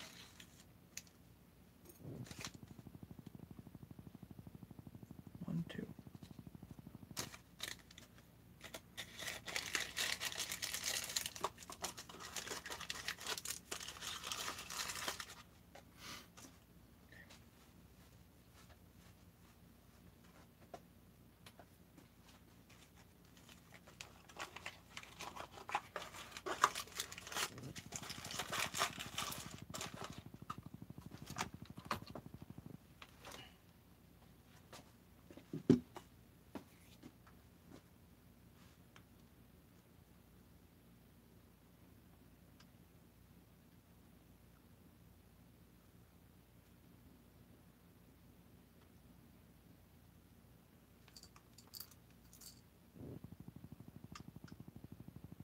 Just making darn sure it isn't in here. Because that would be a bad day all around. Okay. Let's try it again, Ken. We'll try it here.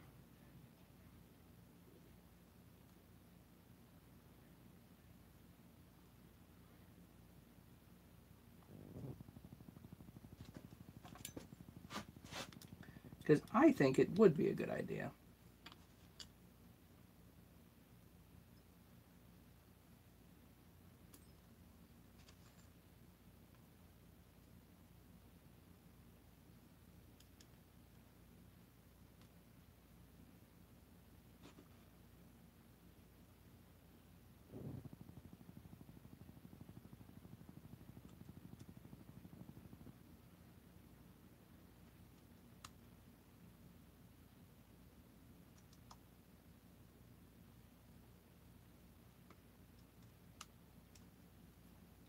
I'm working it real slow.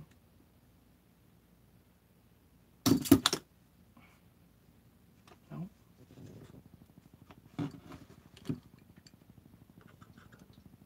How have I done this before? I've done this a bundle of times before. How the devil did I get it done?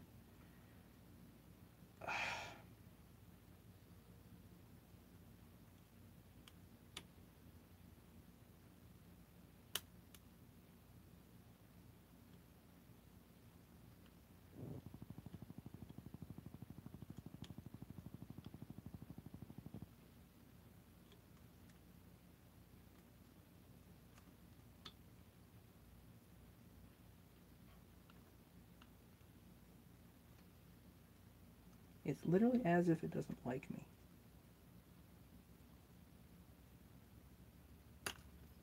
It didn't fly into another dimension.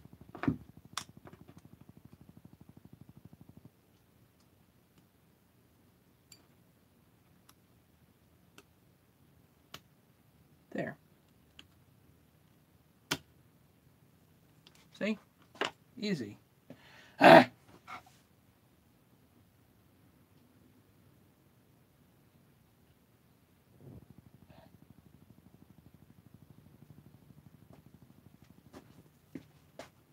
Click, click, click.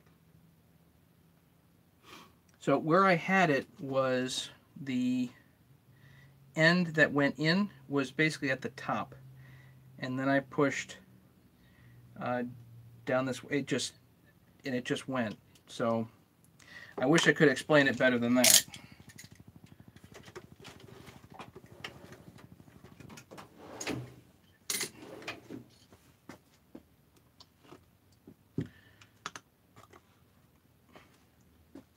This little piece is going to go in this box here,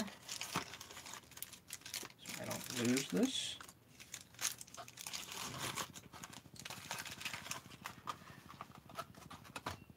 A little bit of 2-cycle oil on the rings if you want to do that.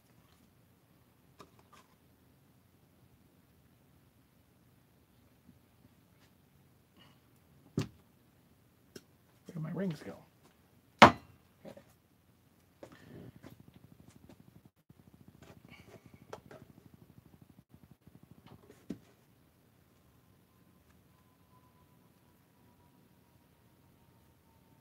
Don't always do 2-cycle oil on the rings, but you certainly can. Now is usually where I find out I put the piston in the wrong direction.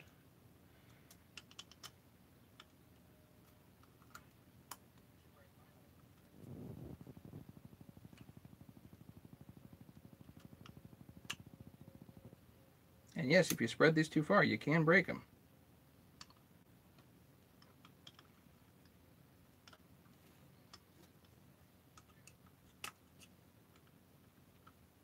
I know one member on here has busted one of these recently. Won't say who.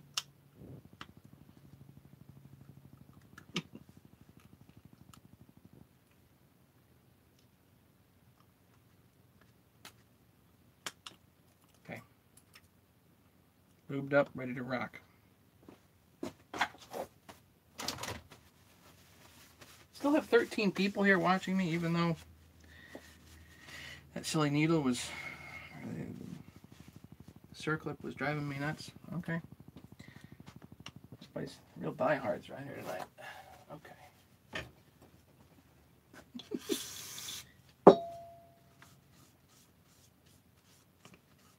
Nah, David, it was you?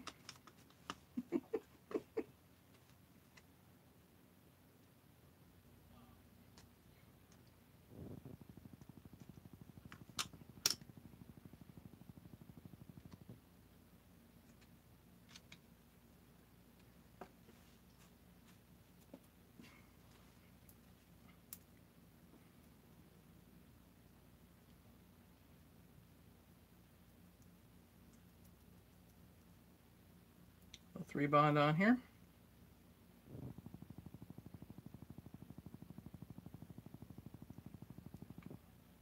And we're going to let this tack for a bit.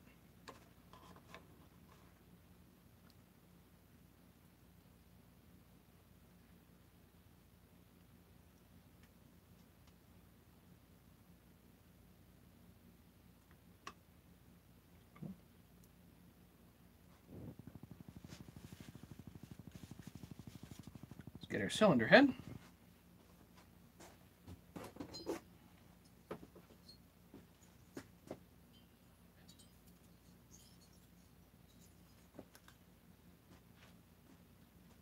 Get rid of the old gasket.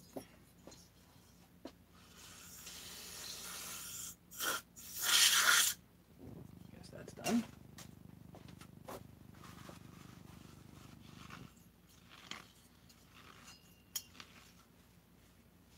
A little carbon in here, but it's going to be fine. Oh, I have another brake cleaner. Here we go.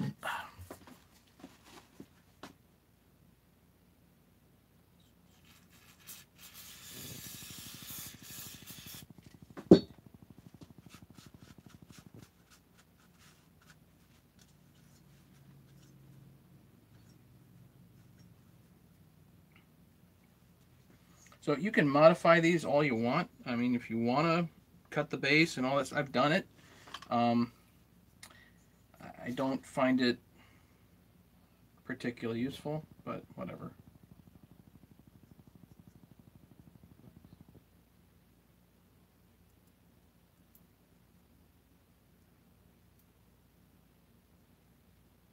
I had that discussion with Lone Wolf on OPE, and he's like, see?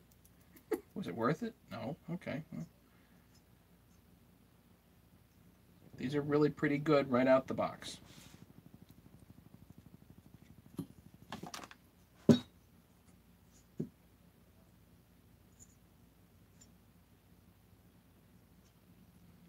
that tack a bit.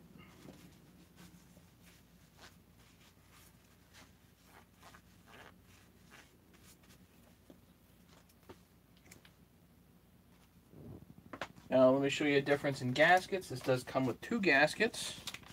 One of them is the 020T, the old style, and this is the 200T. This one's got truncated transfers, so I put the tab towards the impulse. I don't know if that's correct or not. It doesn't seem to necessarily have a side. It's not directional.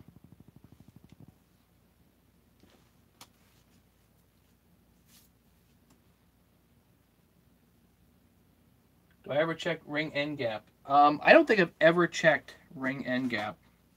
I've never done it on anything.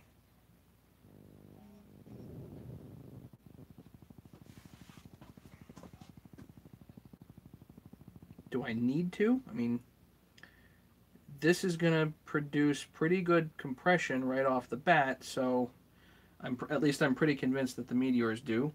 I've used these before, and we have a really nice cylinder head here. There's no reason to think otherwise of it.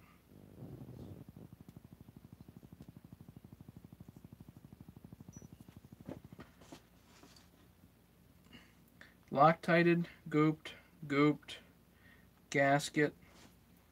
Circlips are in both sides and seated. Now you can get a ring compressor if you want. I tend to do these by hand. I know I'm a glutton for punishment.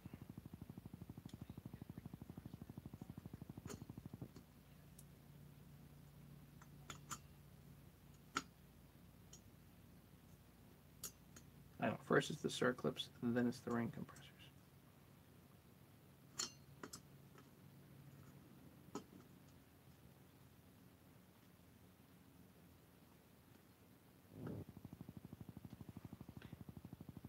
The 455 Ranchers, by the way, one of their redeeming features, they're tapered. Slide it on.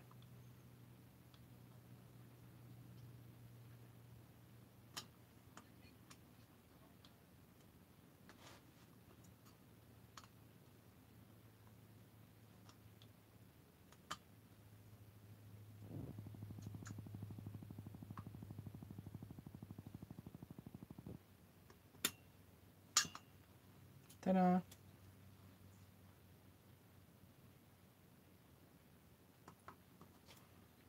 So now let's get a screw or 2.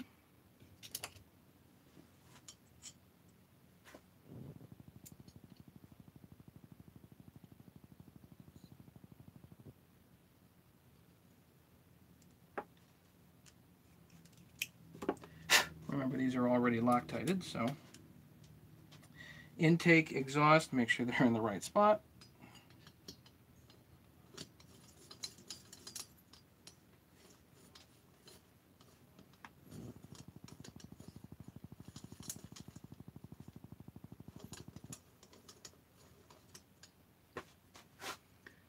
Quite going.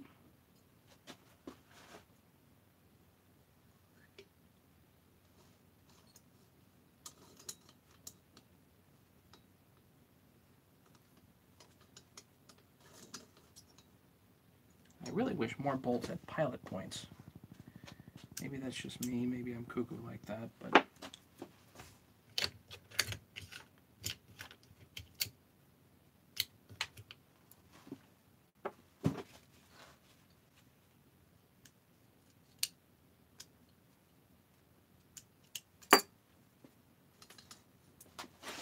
I have no idea why that's not going.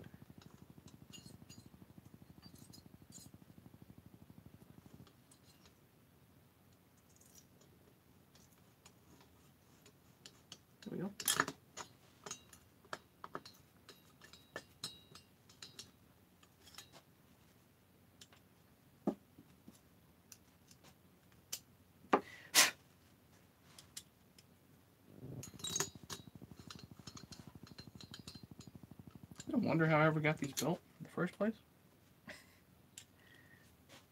Now you guys know how long it took me to do my dang videos on these. Friggin' forever. Because I had edit all that stuff.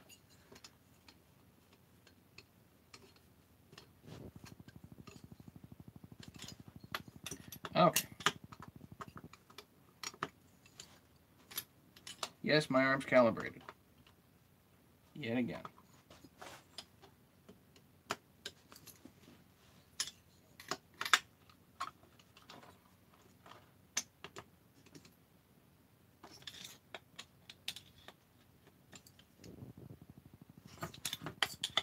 Okay.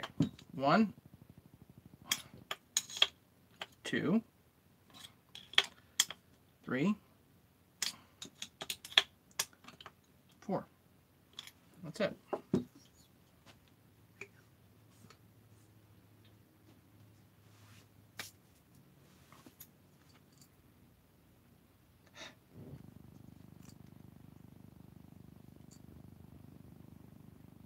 Now is usually a good time to actually put the gas tank on. How we doing, guys? Everybody bored? Good.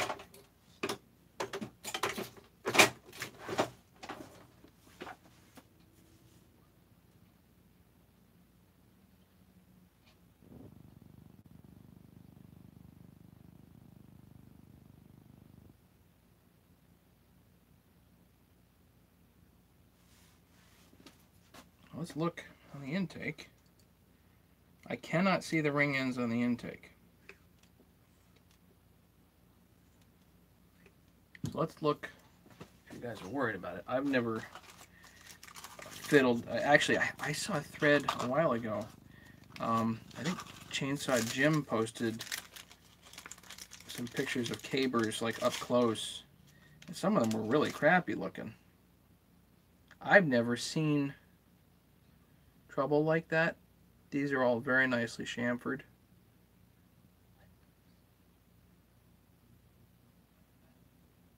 Like perfectly chamfered all the way around. I would not worry about burrs in the least bit on that. I've never examined them this closely. I've always just thrown them in. But on these, they're very nice. Okay, so I can't forget circlips. Actually, what we should do is, Ken, send me a circlip. It's okay. It's all right. Don't worry about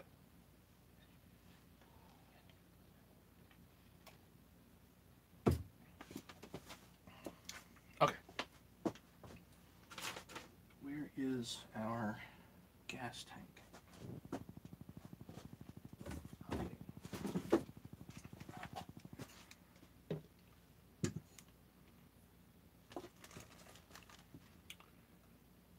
Gas tank and muffler effectively kind of at the same time.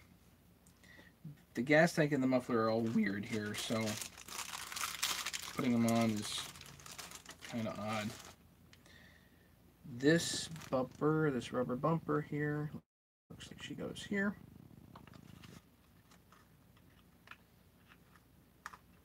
Click. I have never ever seen that piece before. Cool that it's here, but I've never seen that piece. Muffler, let's get rid of this.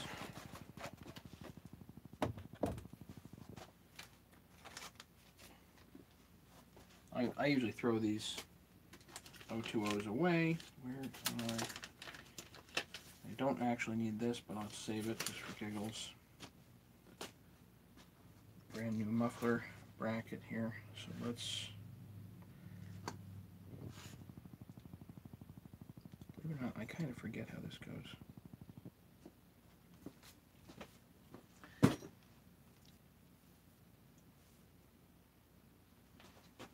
Two muffler bolts, 1, 2.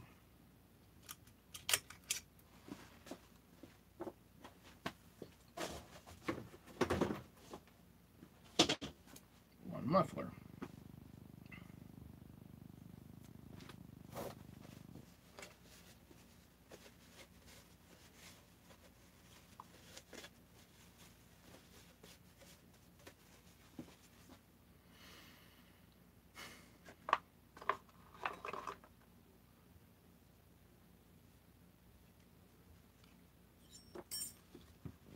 Going cuckoo here for a second. Hang on.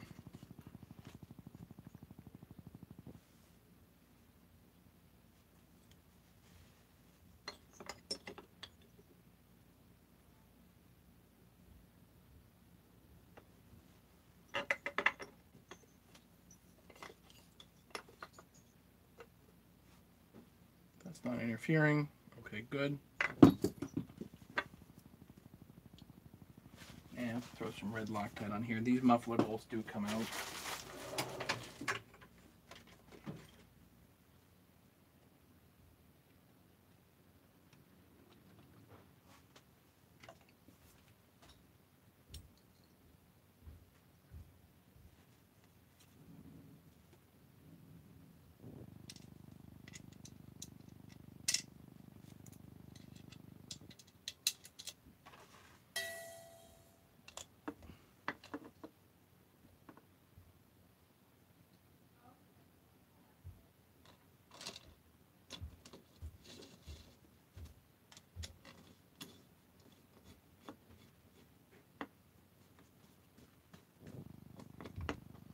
I'm going to put that on kind of loosey-goosey, and that'll make it a little easier to put the gas tank on.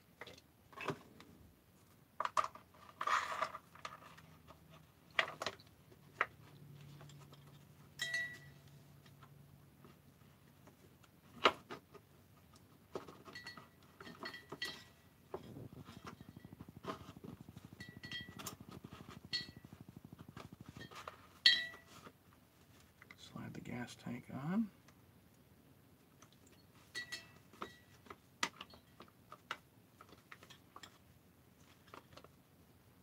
Two screws up here.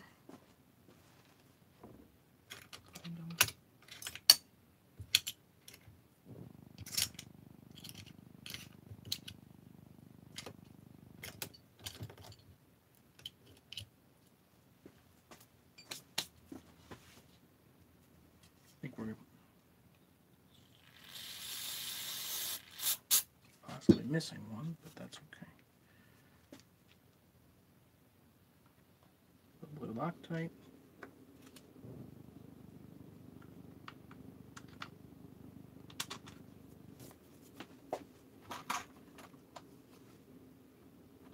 The circlips are C-shaped. There's no tab in the middle. No ear to grab on, rather. If that's what you're asking.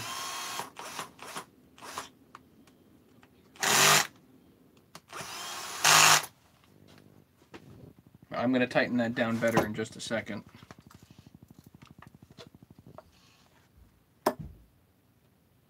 Now this one over here is the one that I repaired. So I'm going to put red Loctite on that one.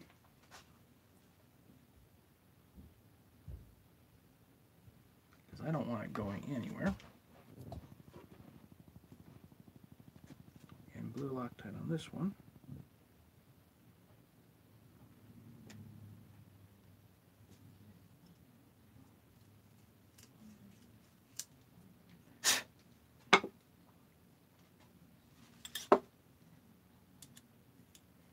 And you know what? I have short screws. Actually, I don't know why the short screws, and we have screws for the oiler. I left them in there. There should be two long screws and two long screws over there. So now I gotta find long screws.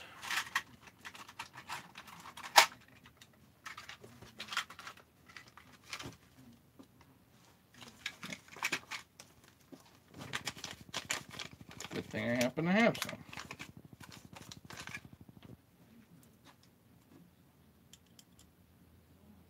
Brandy new.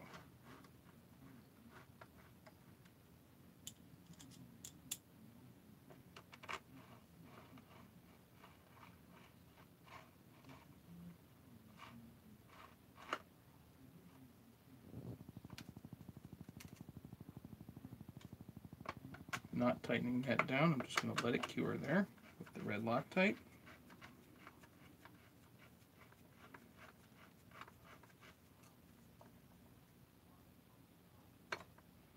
Now I can tighten down my muffler bolts because that's in.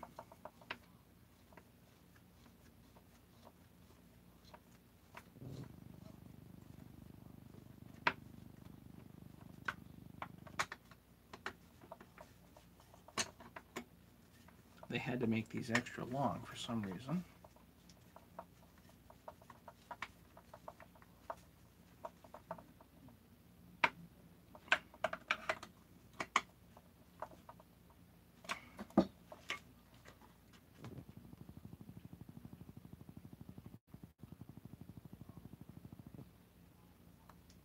That's good. Okay.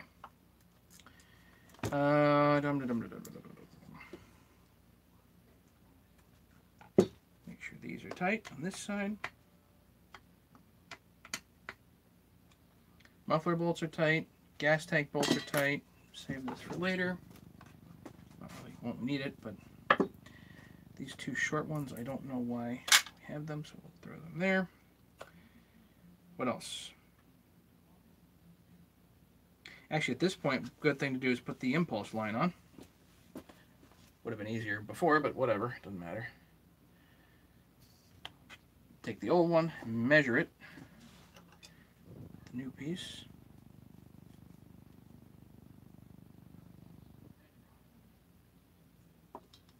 I always have a tendency to cut them a little bit on the long side.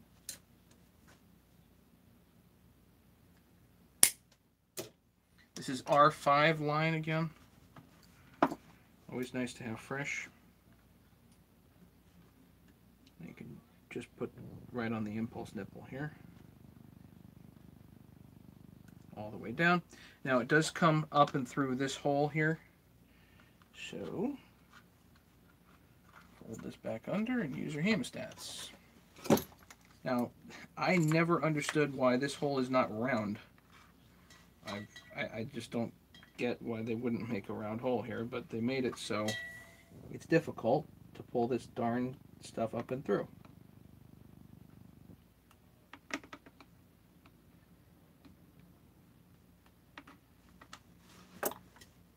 Anyway, so this hole right here is not round. Lord knows why. I don't know.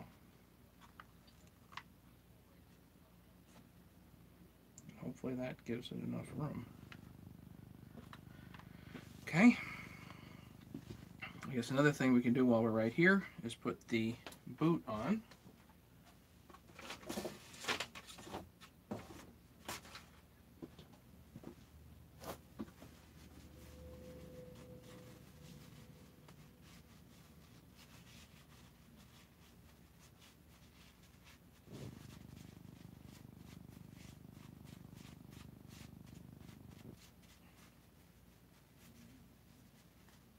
On the 200Ts, your impulse line does not have to be molded.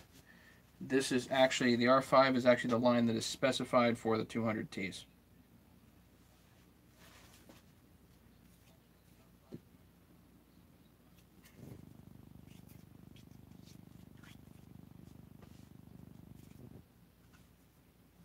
Okay.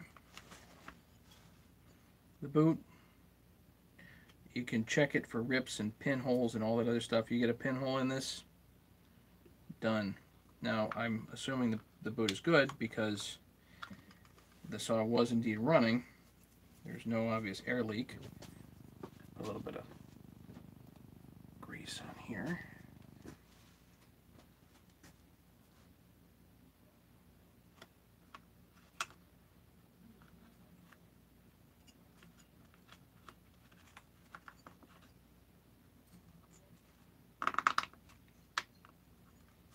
There you go. Your boot's on. Yay. That's not going anywhere. Let's go over here to the flywheel side. Not much going on over here, just the flywheel and the ignition coil, so we'll do the coil first, just to kind of get it done with.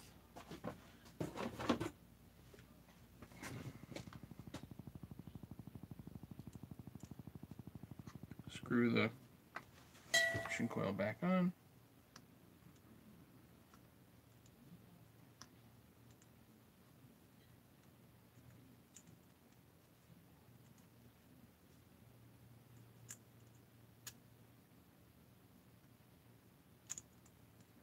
Okay.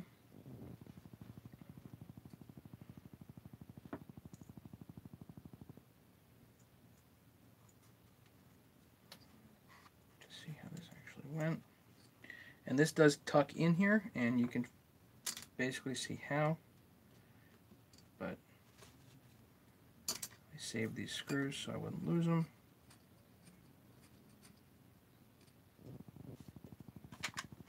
Loctite on here.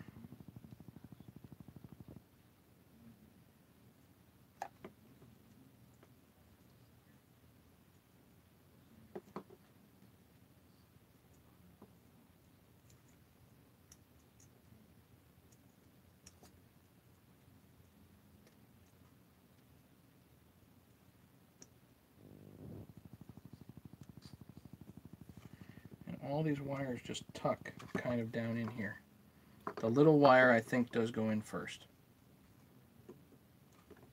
And you can't get to that other screw. I forgot about that. With that installed, you can't get to the other screw. So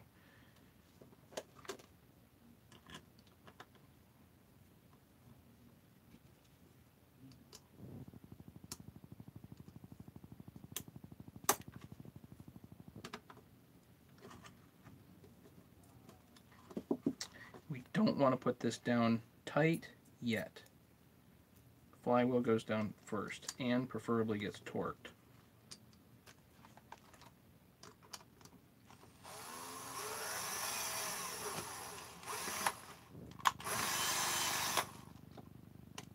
Not the right spot. Try again.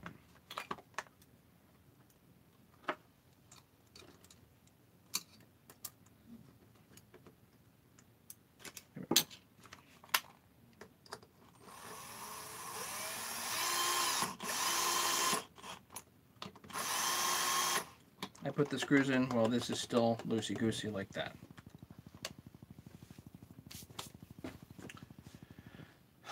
Where's my Woodruff key? Now, I prefer saws with Woodruff keys rather than the ones that are built into the flywheels, but that's just me.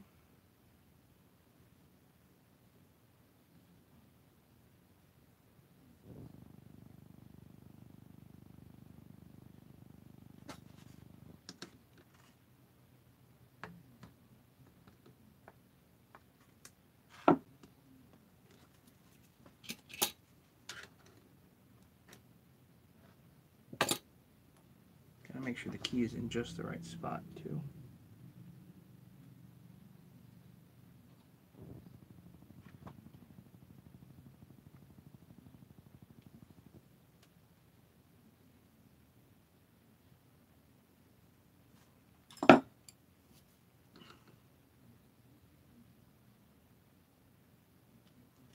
Okay. Flywheel.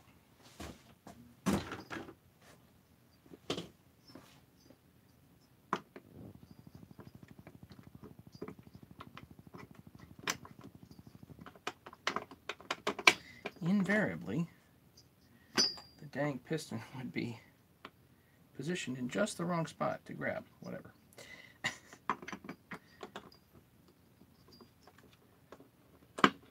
There we go.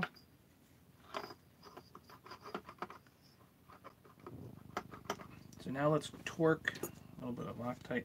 We're going to torque the flywheel, and then we'll adjust the coil. We'll gap the coil.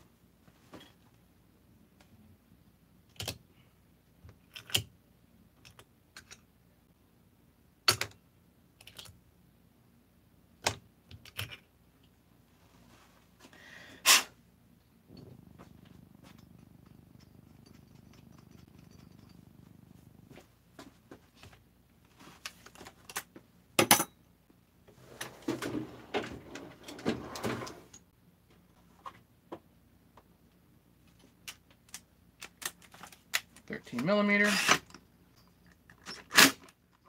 Now we don't want to impact it, we want to torque it proper.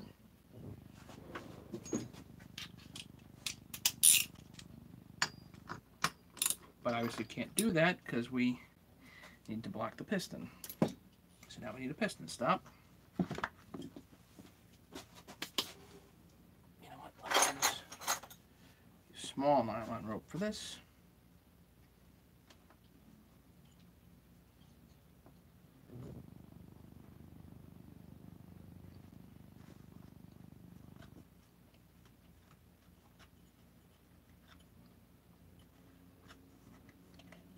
I put some nylon rope right in the spark plug hole.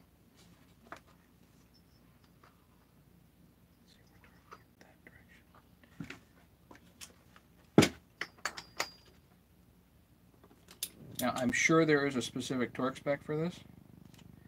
I use 13 foot-pounds. I've never had it come loose at that.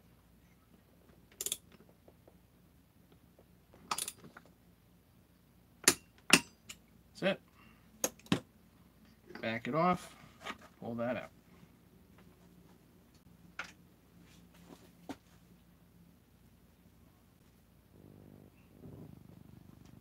This, just so you guys know, again, the impulse line, this is Stihl impulse line. This is the stuff that is intended for 200T. A lot of the others are molded lines, 660, etc., but this is not.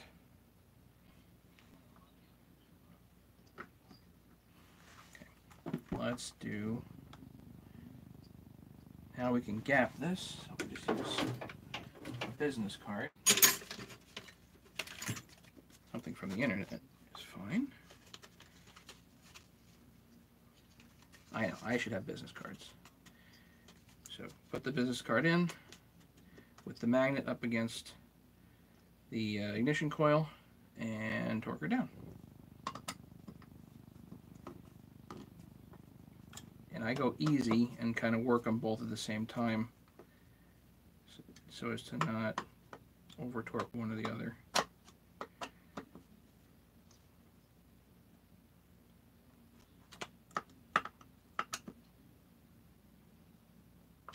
So, back that off, pull the card out. Now you're gapped. You can put your stop wire on there, kill wire. Make sure your wires aren't interfering with the flywheel. Up and down fine. Now we go to this side. Your spark plug wire needs to be under the oiler. So let's see.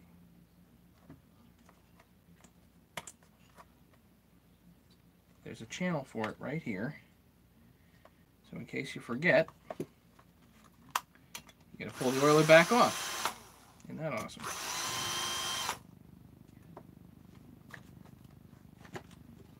Red Loctite to seal these.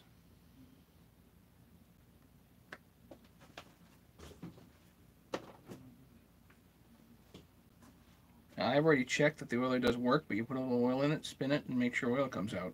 Simple.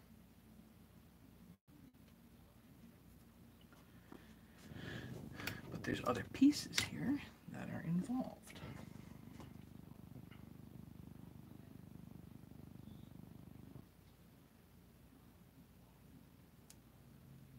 It's a rubber piece, and you can hook the oiler line up to this while you're doing this.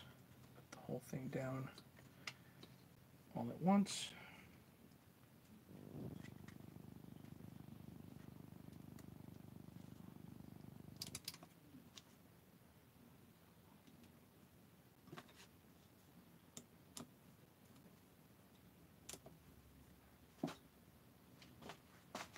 It's amazing how this disappears. It's right on my bench.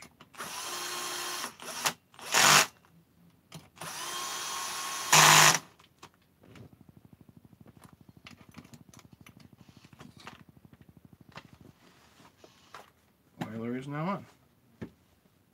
Questions so far?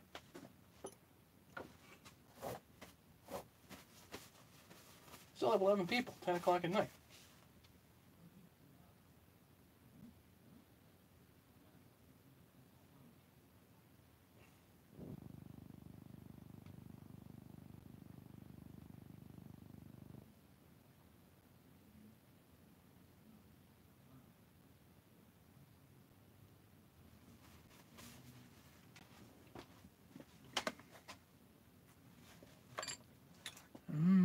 You know what?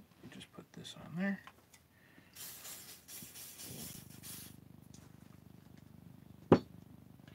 There is no washer that goes here, by the way. Just this guy.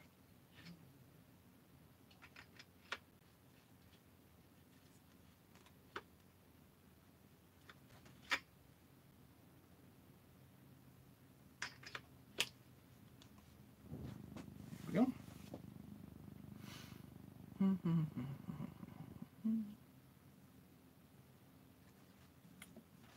Just thinking. Don't always remember the exact order. I think we can do the dog next.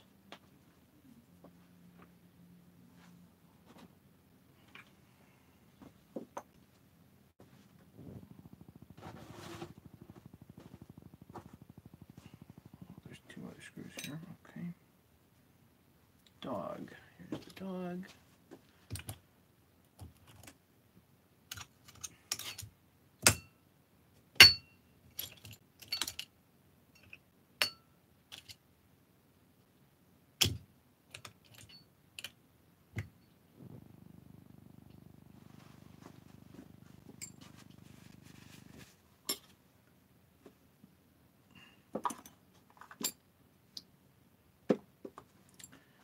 There are two bigger screws that hold the dog on.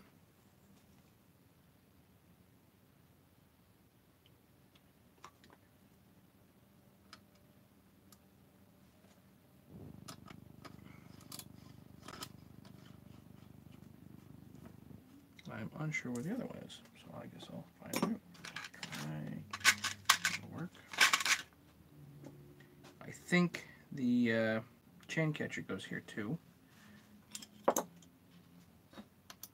These aftermarket ones are just fine. There's no need necessarily to have OEM here. Again, something nice I like to buy in bulk. Just have a bunch of them, and I think it. What happened, guys?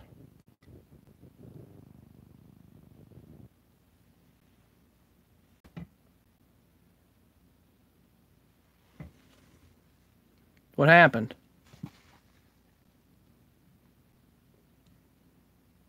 Lost me? Did we lose? What happened? When did we lose?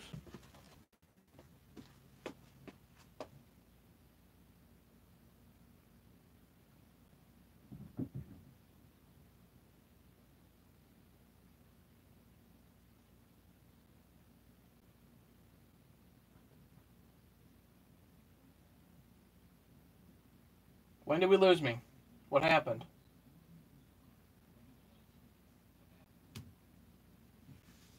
How long ago? What did we miss?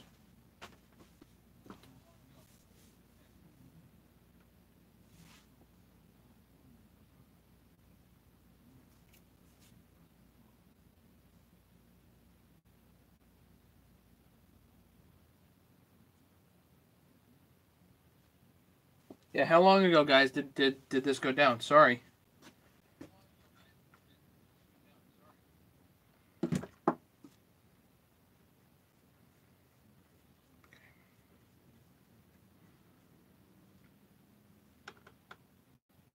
I'm going to put this new buffer in. I'm going to do it only hand tight because it does not need to be tight. It just doesn't. This will need to go in for the top handle. I think at this point, if I remember right, we can actually put the starter cover on. A couple of little blue Loctite there. Let's get the starter covered.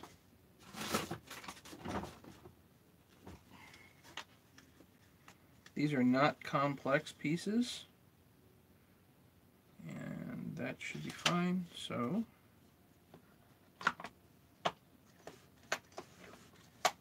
good. We still have the stream? Are we good? Sorry, everybody. 14 minutes? 4 minutes. 4 minutes. Had me worried.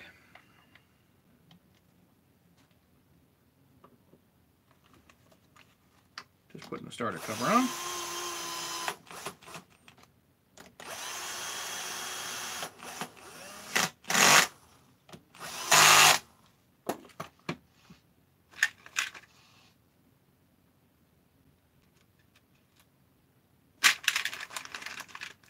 Now we have to find the speed screws that are here. One of them I bought specifically. I knew we were short on it. There it is.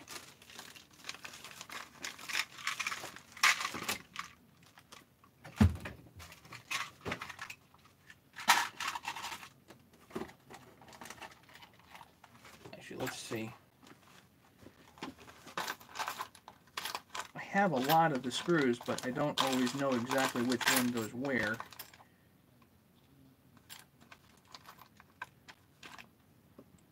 That's not it.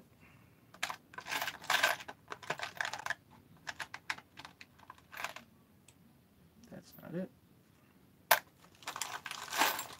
They'll fit, but nice to have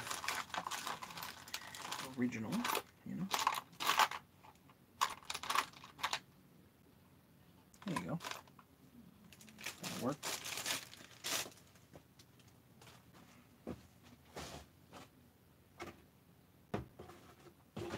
This one was original to the saw, so that I'll keep back in my pile.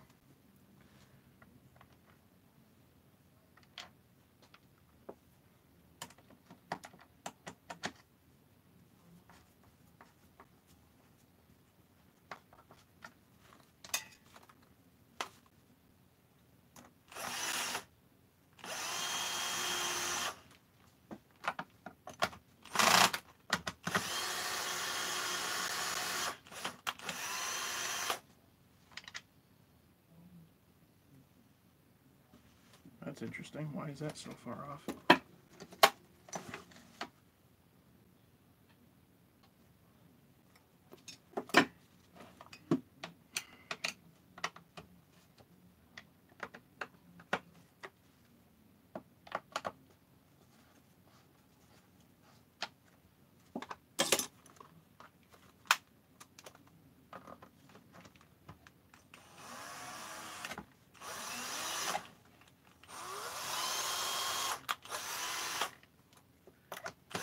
It won't even go in. It's a self-tapper. It won't go in.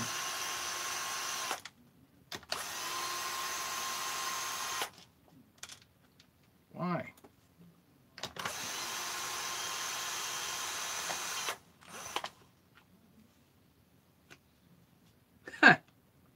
Because there's a broken screw there. That's why.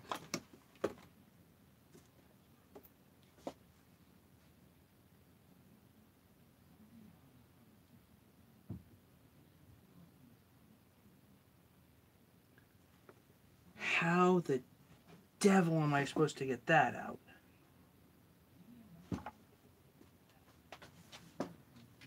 Curveballs tonight, ladies and gentlemen.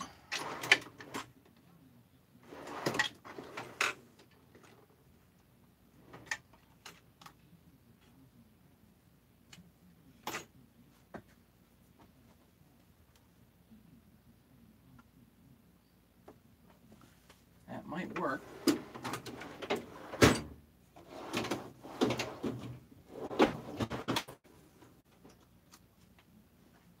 We're going to do some screw extraction tonight.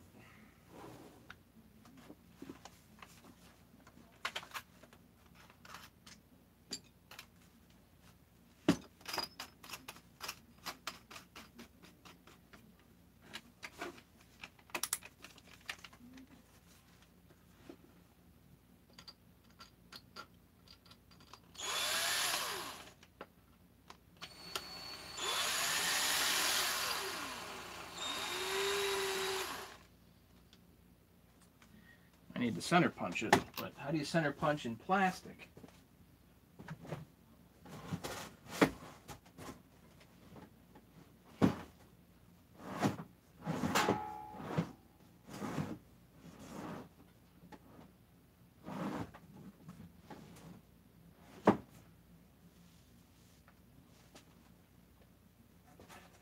And my center punch right away.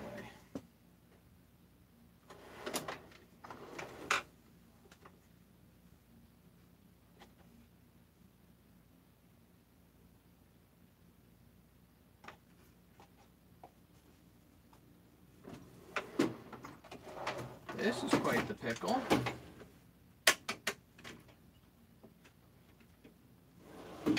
Anybody know how to extract a screw out of plastic? Well, I have the screw extractor, David, but I don't have a good way to drill into it in the center. I don't know where my center, offhand, I don't know where my center punch went. I have a specific spot that I usually keep it. And it's there. Well, hang on. It's in my toolbox.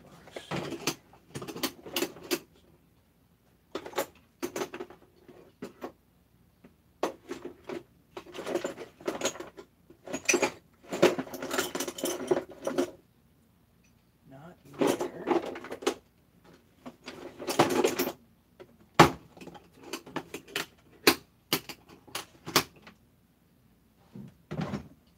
I think where else I might have put it. Is it in my chainsaw thing? I doubt it. Why would it be here?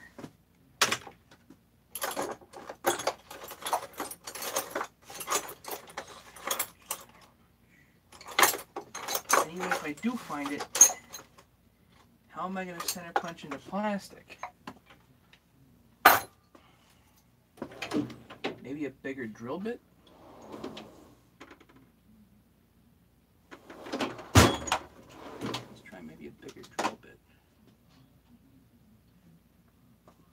Pray it doesn't walk off.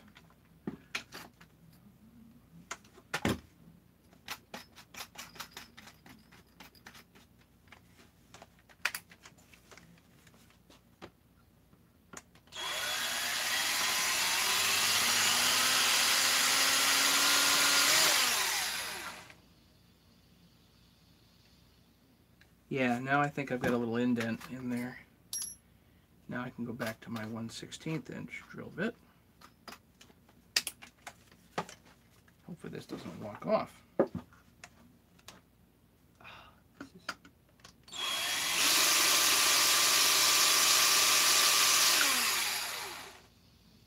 Yeah, that'll work.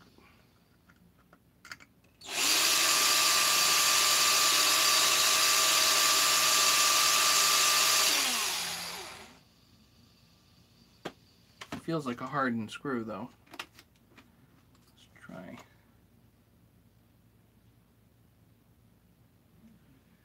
Throw that out. Right. Try again.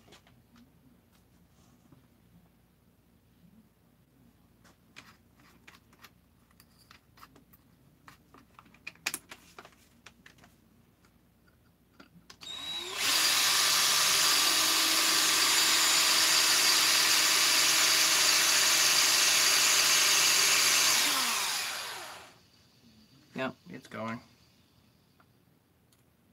Gonna take some time though.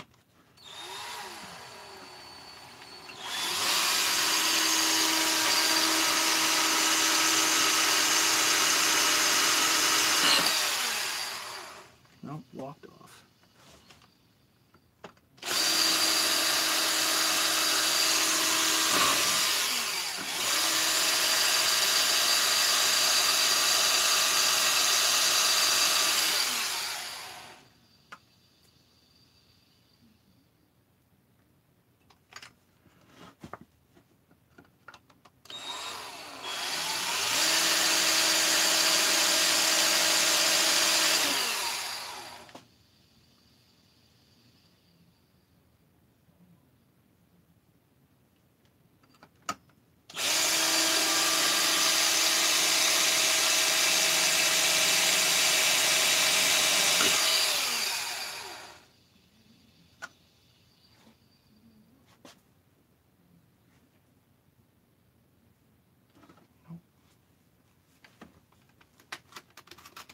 They had to use hardened screws to go into plastic.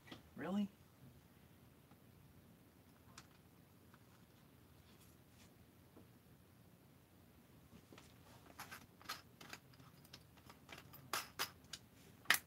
Brand new bit.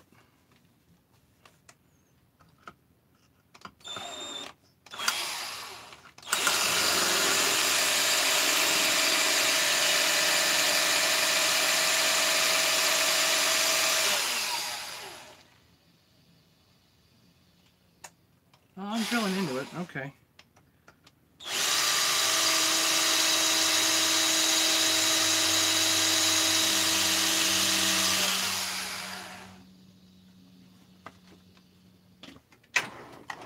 On some freak chance that my speed out will work.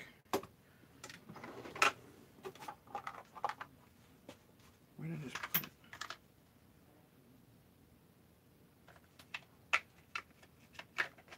Where did I put my speed out set, guys?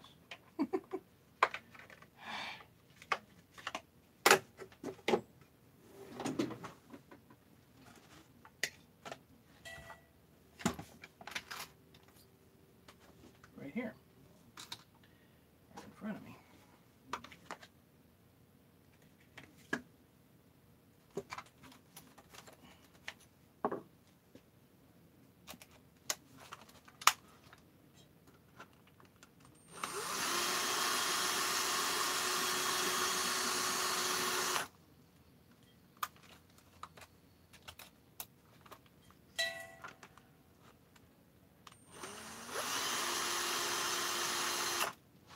Nope. Not quite.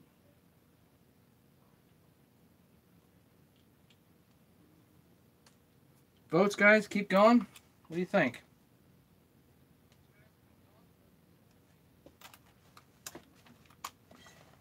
I hate giving up on stuff like this. This drives me nuts.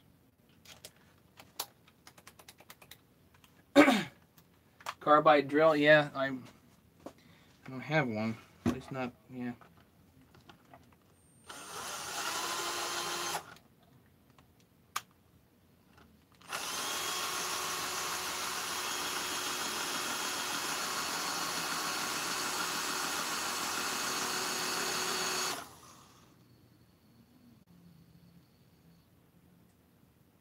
I'm drilling into it, I think.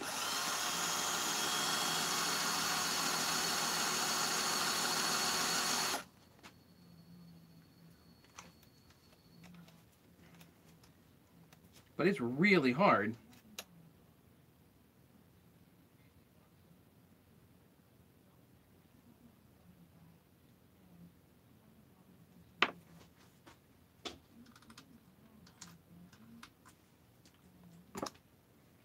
Try a small drill bit again, see if I can get in here, but a little bit further.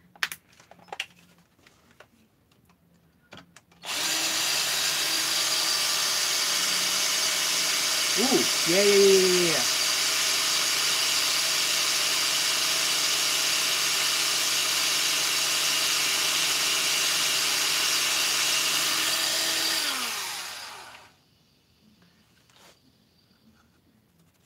Good sharp drill bit, there we go.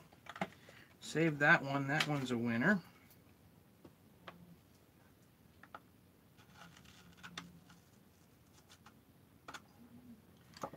Now we're going to put this back in here.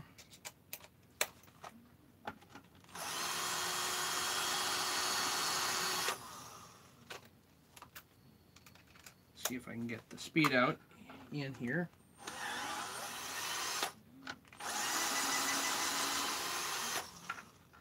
Almost. Almost. Okay, we're getting there.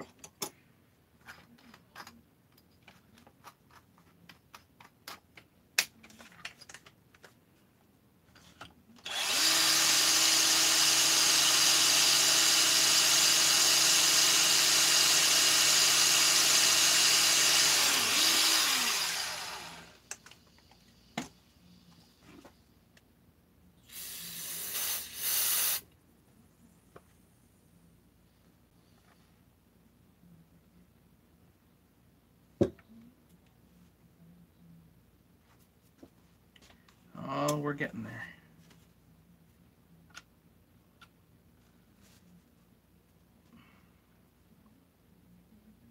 Well, maybe I'll just keep going. Keep going.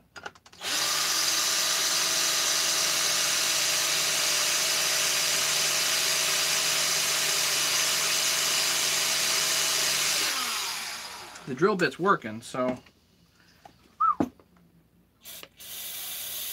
I've actually not had this happen, folks. This is a new one here tonight. You heard it here first.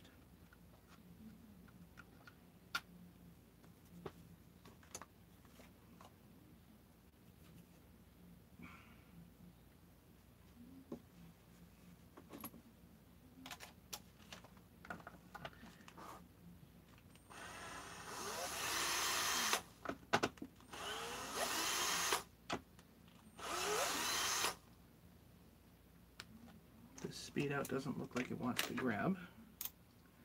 Maybe this one will. Nope.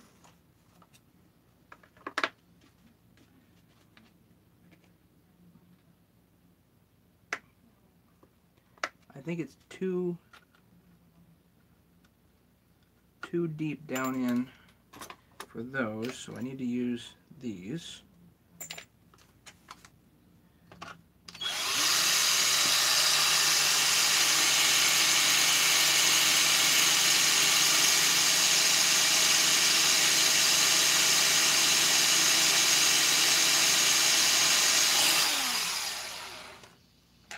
If I can feel a bite with this like that,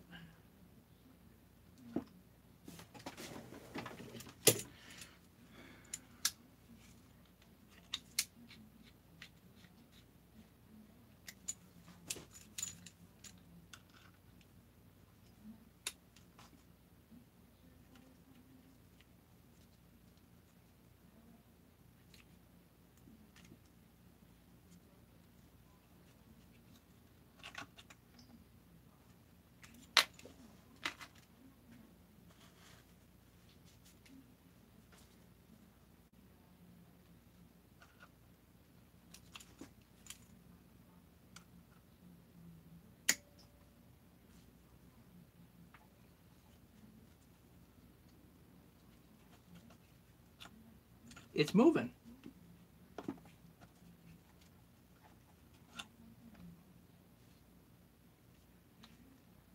It is moving.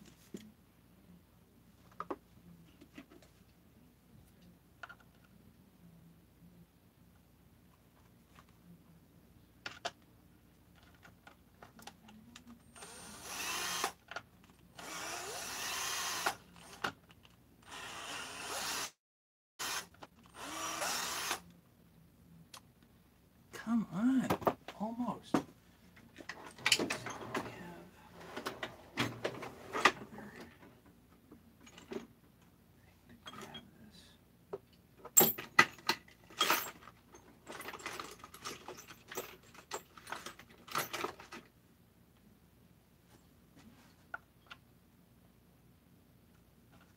That might work.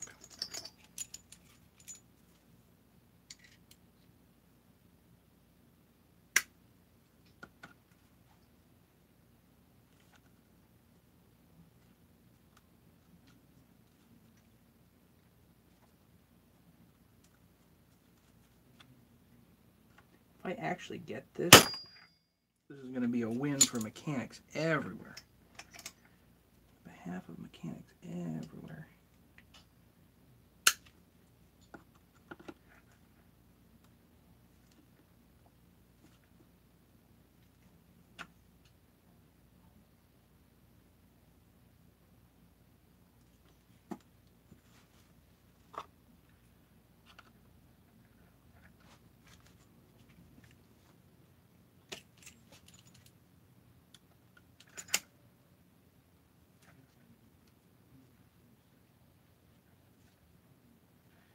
Are you ready for this, folks? Are you ready for this?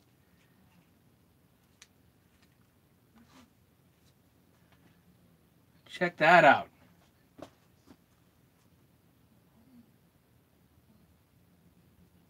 Check that out.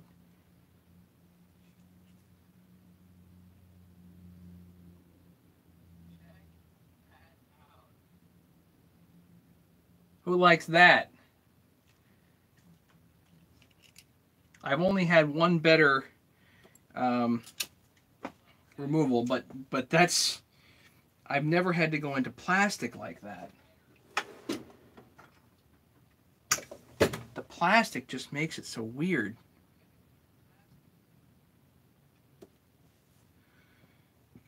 Ah, okay.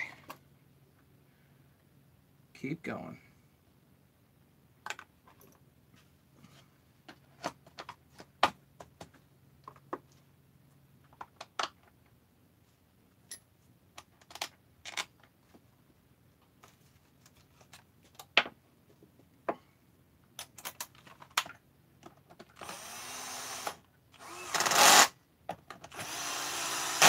Still gonna hold.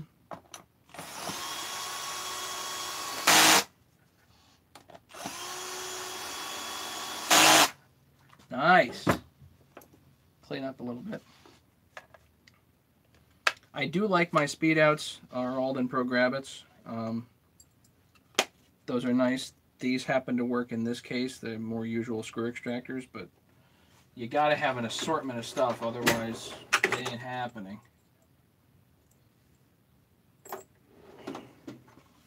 That is awesome.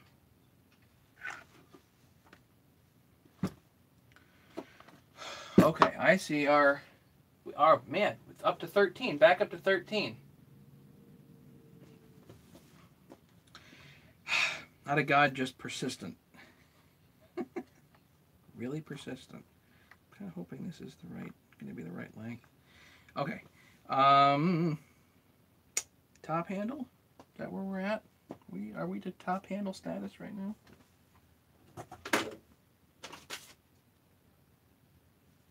I think so. Okay. Now what I like to do with the handle, this is too dirty. Let's get this cleaned up real quick, and then I can show you guys what I do.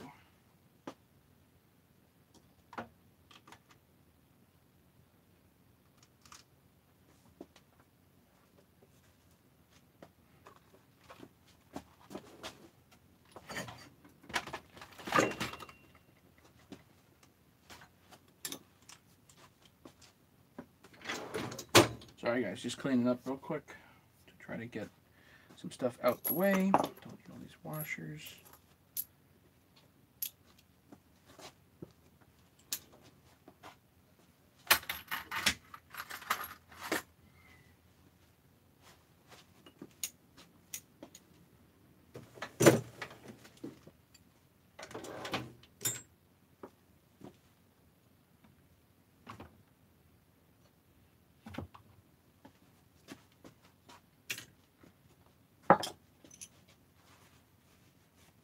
$3.94 last night. Now.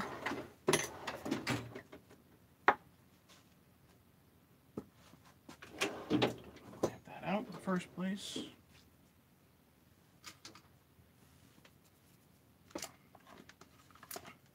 So when you're doing the boot here, you can do the string thing if you want. I've done that plenty. The rest of the time I just jam it through, usually with hemostats. It's good.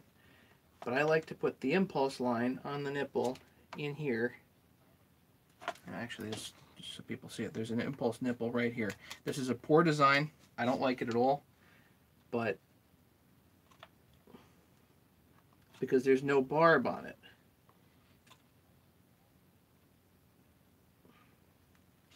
It literally is just a straight nipple.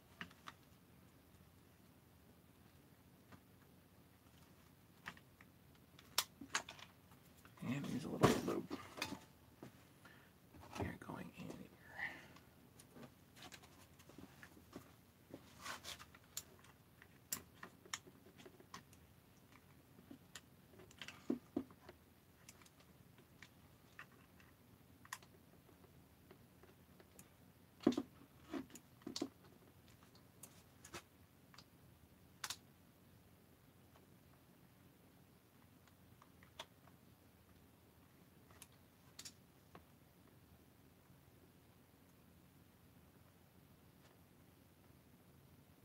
Gotta check and make sure it's all the way on.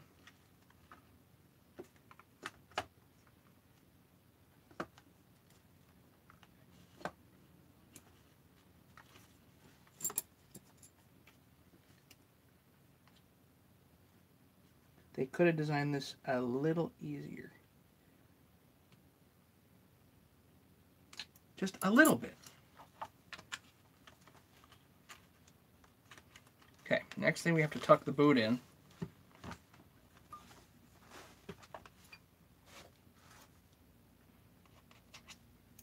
And I just get my hemostats from back here and start pushing. You do not want anything sharp. Again, you put a pinhole in this boot. I think the boot is like $40.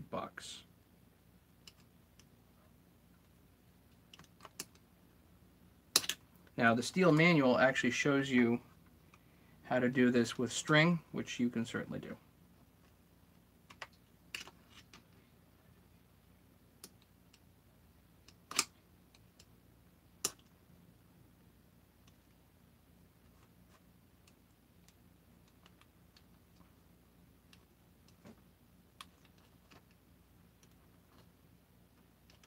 Twist and grab.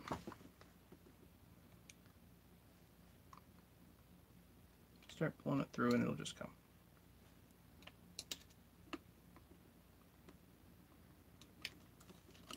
Here.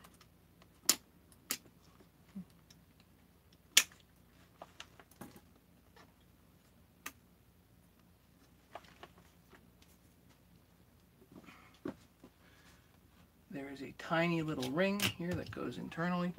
Don't forget that.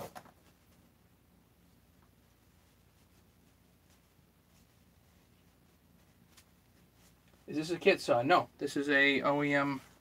It's not an all OEM build, but this is an original OEM saw. And Bud, you missed a little bit of a discussion on that earlier. So, over on Arborist's site, I noticed my buddy Fred posted what I think is a really good question, and the question is it even worth it to get the kit saws? And I think the question is relevant because if you get a kit saw and it's going to run you a couple $100 or whatever it is, plus you got to buy all these OEM parts to put on it to make it sort of reliable, where do you end up? And usually you end up in a spot where you could have gone and bought one off of Lone Wolf for like $400 and called it a day, or you can go to Echo and buy a 355 or whatever their model is of a top handle and get a 5-year warranty for like $400. So, you know, I think there are some reasons to get the Hustle kit. The main reason is because it's like, it's clean, it's all there, it's, you know, it could be a fun little puzzle to put together. Is it going to be worth it ultimately, you know, to use and whatnot? I don't know. I don't know, especially with the juxtaposition of having an OEM build. I don't have that answer. And I'm kind of thinking not. I think that the bigger saws have better bang for buck. So like the Stihl 660, for instance, you can spend a few bucks on the aftermarket build and still be okay, you know. So I'm just putting the spade connector on here for the kill wire, and then actually we're missing two things. We're missing the interior AV mount.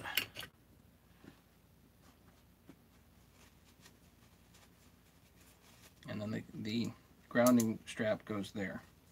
So I'm going to undo these, which is basically why I did no Loctite earlier.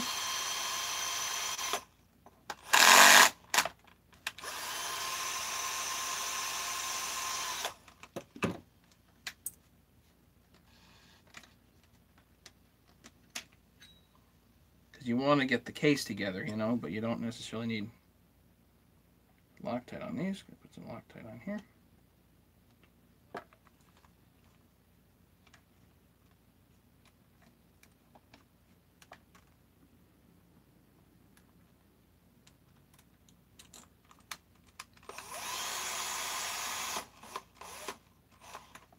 the AV mount there, and then the kill wire comes in front of it.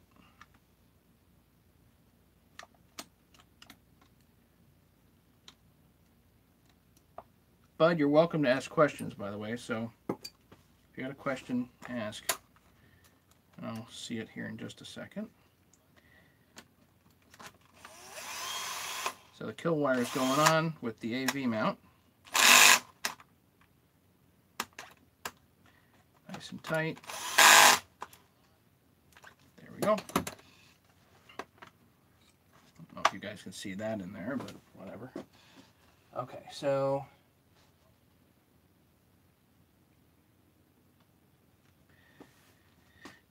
far, you know, of all the kits, I think the 660 is most likely going to be the best bang for buck. That's just my sense. It's not an absolute, but probably best bang for buck. The 372 probably can have some redeeming qualities there, but I don't know for sure.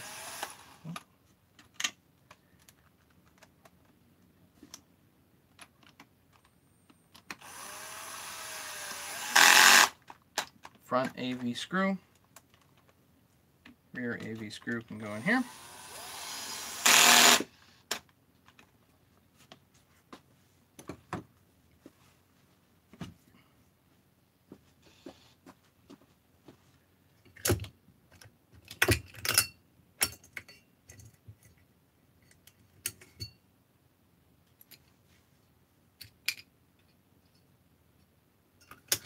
Looking for stuff here, making sure I don't forget anything.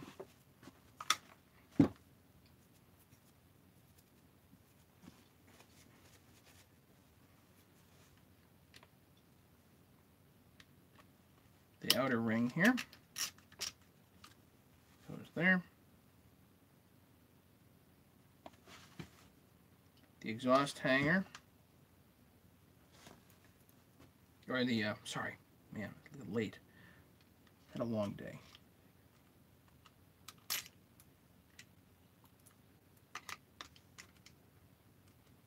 Throttle.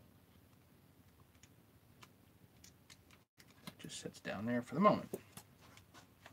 So I'm going to put on here the old carburetor, which I've put a kit in, and we're going to see if it goes or not.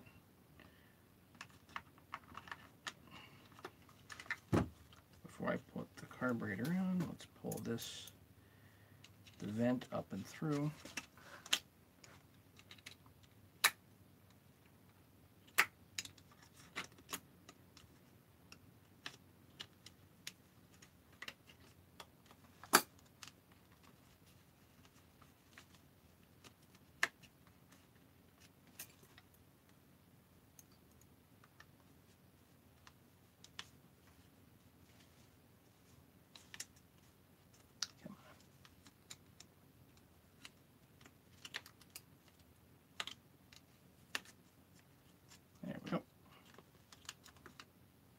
Carburetor in, I'll just snug that up. Okay. So I'm gonna see if this carburetor is still good or not. If the saw is boggy when I do start it, then I'll just swap out the carburetor, because these things just tend to not flow fuel.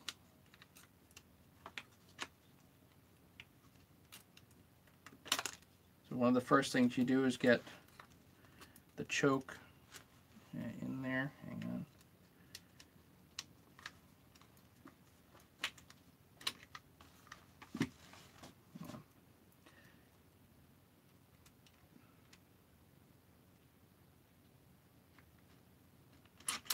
Throttle wire you can put in here.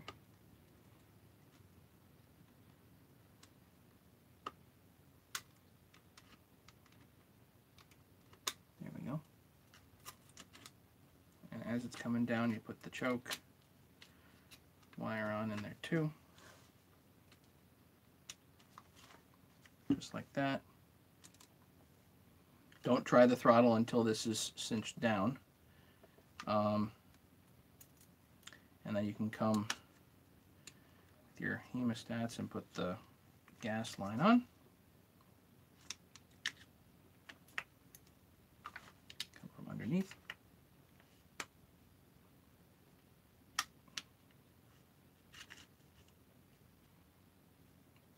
Nice new fresh rubber. Nice to work with. There we go.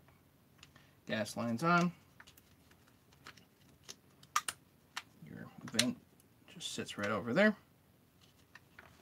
You can hold this and try your throttle if you like. Okay. And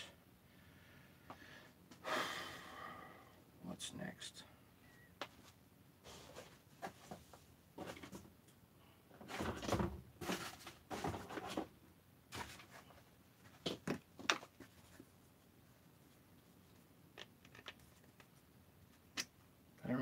Gotta remember this rubber piece here. That sits there, and I'm missing the foam piece.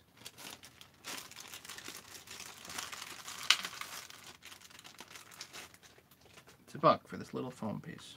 Great. But now the saw is complete.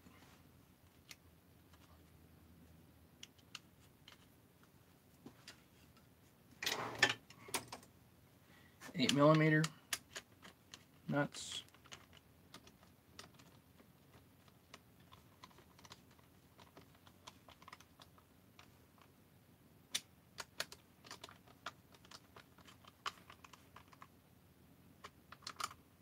Two 8mm nuts.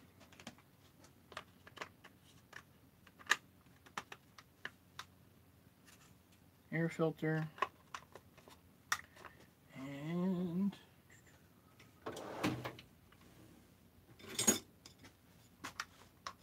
big screwdriver. There's your filter cover. What's missing? This screw right here. Holding the front top handle on. There we go.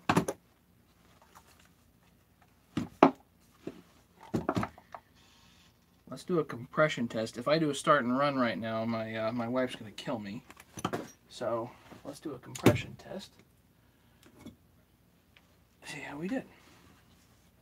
Now what I do like to do, and I know this kind of messes up with the compression a little bit, but I do like to coat the after the 1184 set a little bit. I coat the internals with WD-40, and then as I pull the cord here, I kind of work it around just so everything is damp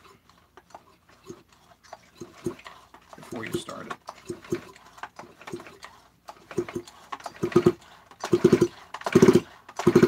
There you go. So we're going to gamble on a compression number. Anybody have any guesses? I'm going to guess we're north of 150. That's just going to be my guess. Let's say 155. Yeah, the carburetors are hit and miss. You're right. Okay, the O2O is a lot easier to work on. All right, let's see.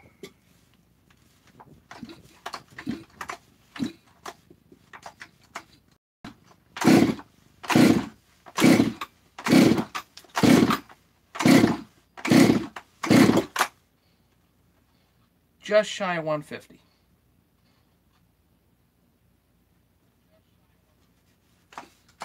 Give another 2 pulls. Right on 150. I let it out a little bit, but right on 150. That's right where we want to be.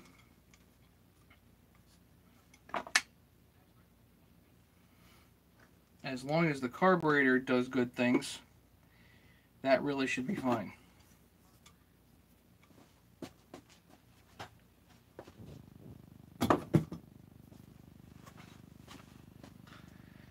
New plug.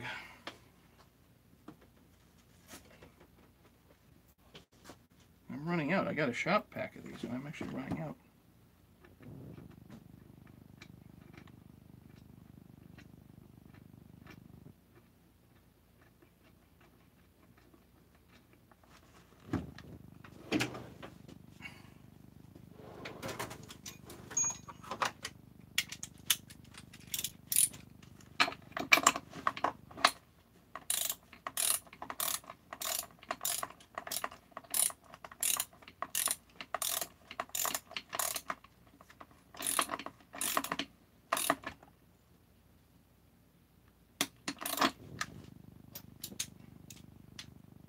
Use like 8 or 9 foot-pounds on that. I don't use much.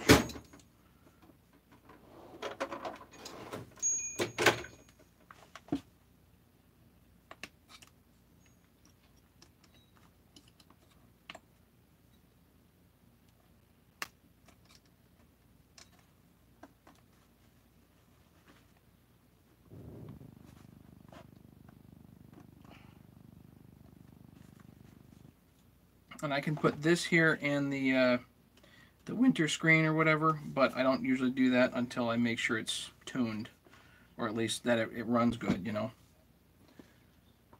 Questions, comments, suggestions, anything. That's a 200 going together, and with all kinds of troubleshooting in between.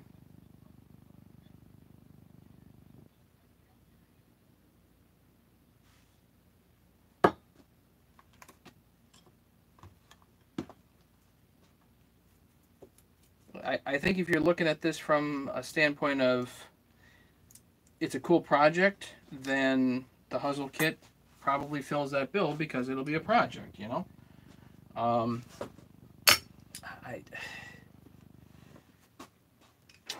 else am I supposed to say about that?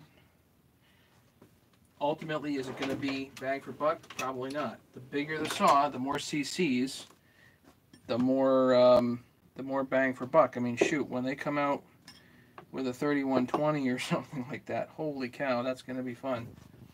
The 070 that they have, which you can convert to an 090,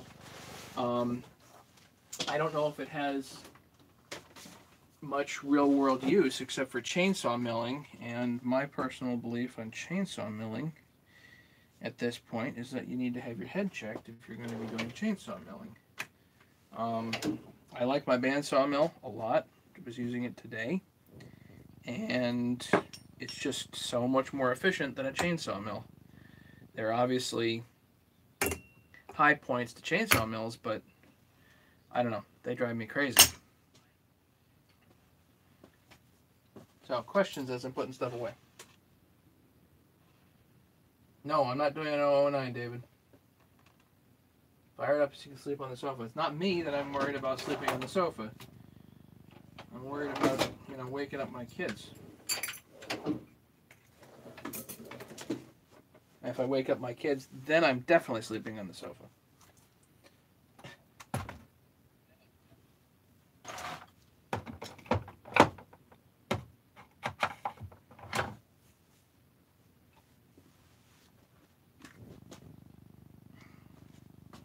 Nobody's commented on my new bench here.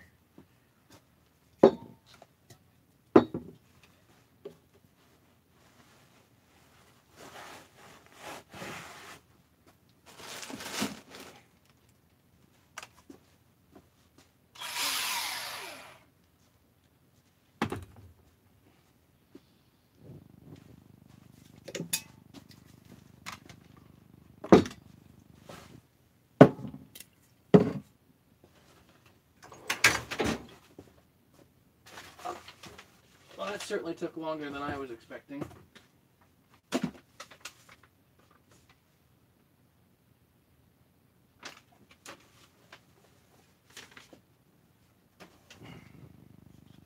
I cleaned this up. This just goes right around here.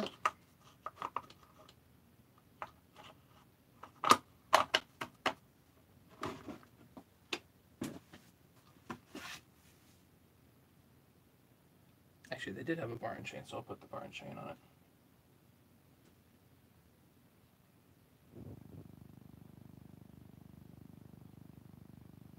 Did I cut what top? This today? No. This I cut probably a long time ago, but 15-inch wide piece of pine. You like that?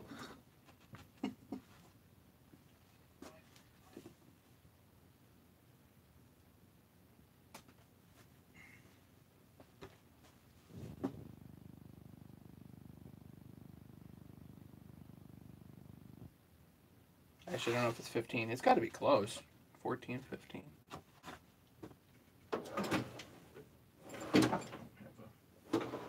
Tape measure handy.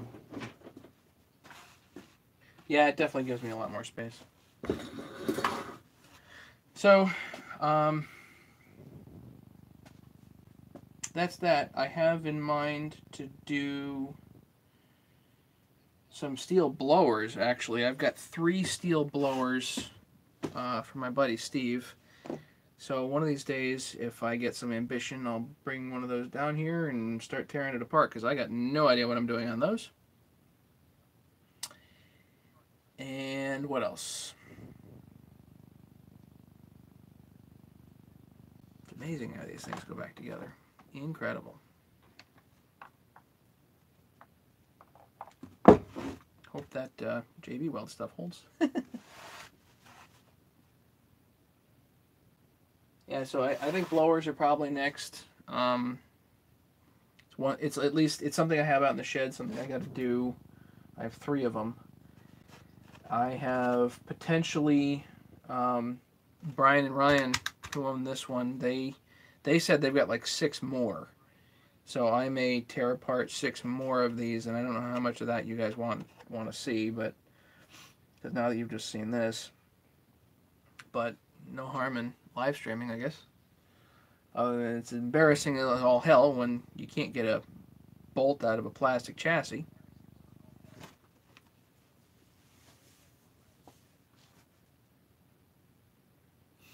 What model? I don't remember. The 86? I don't know. They're the handheld. It's the handheld blower as opposed to the backpack ones.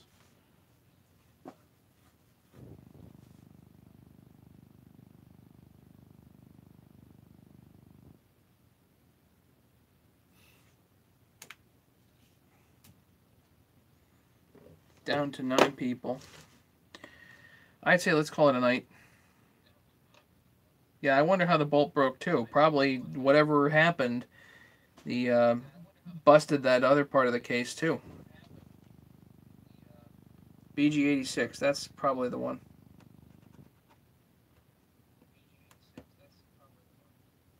I got 3 of them.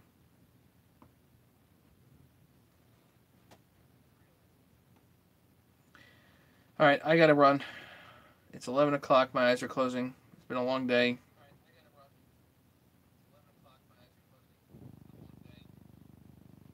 Go Boston.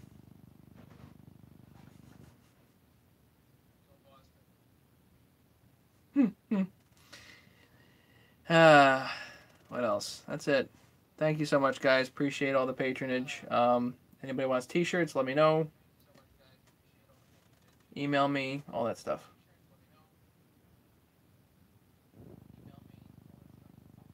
Brandon, didn't even know you were here. Hey, Brandon. Thanks, guys. We'll talk to you later, okay? Night.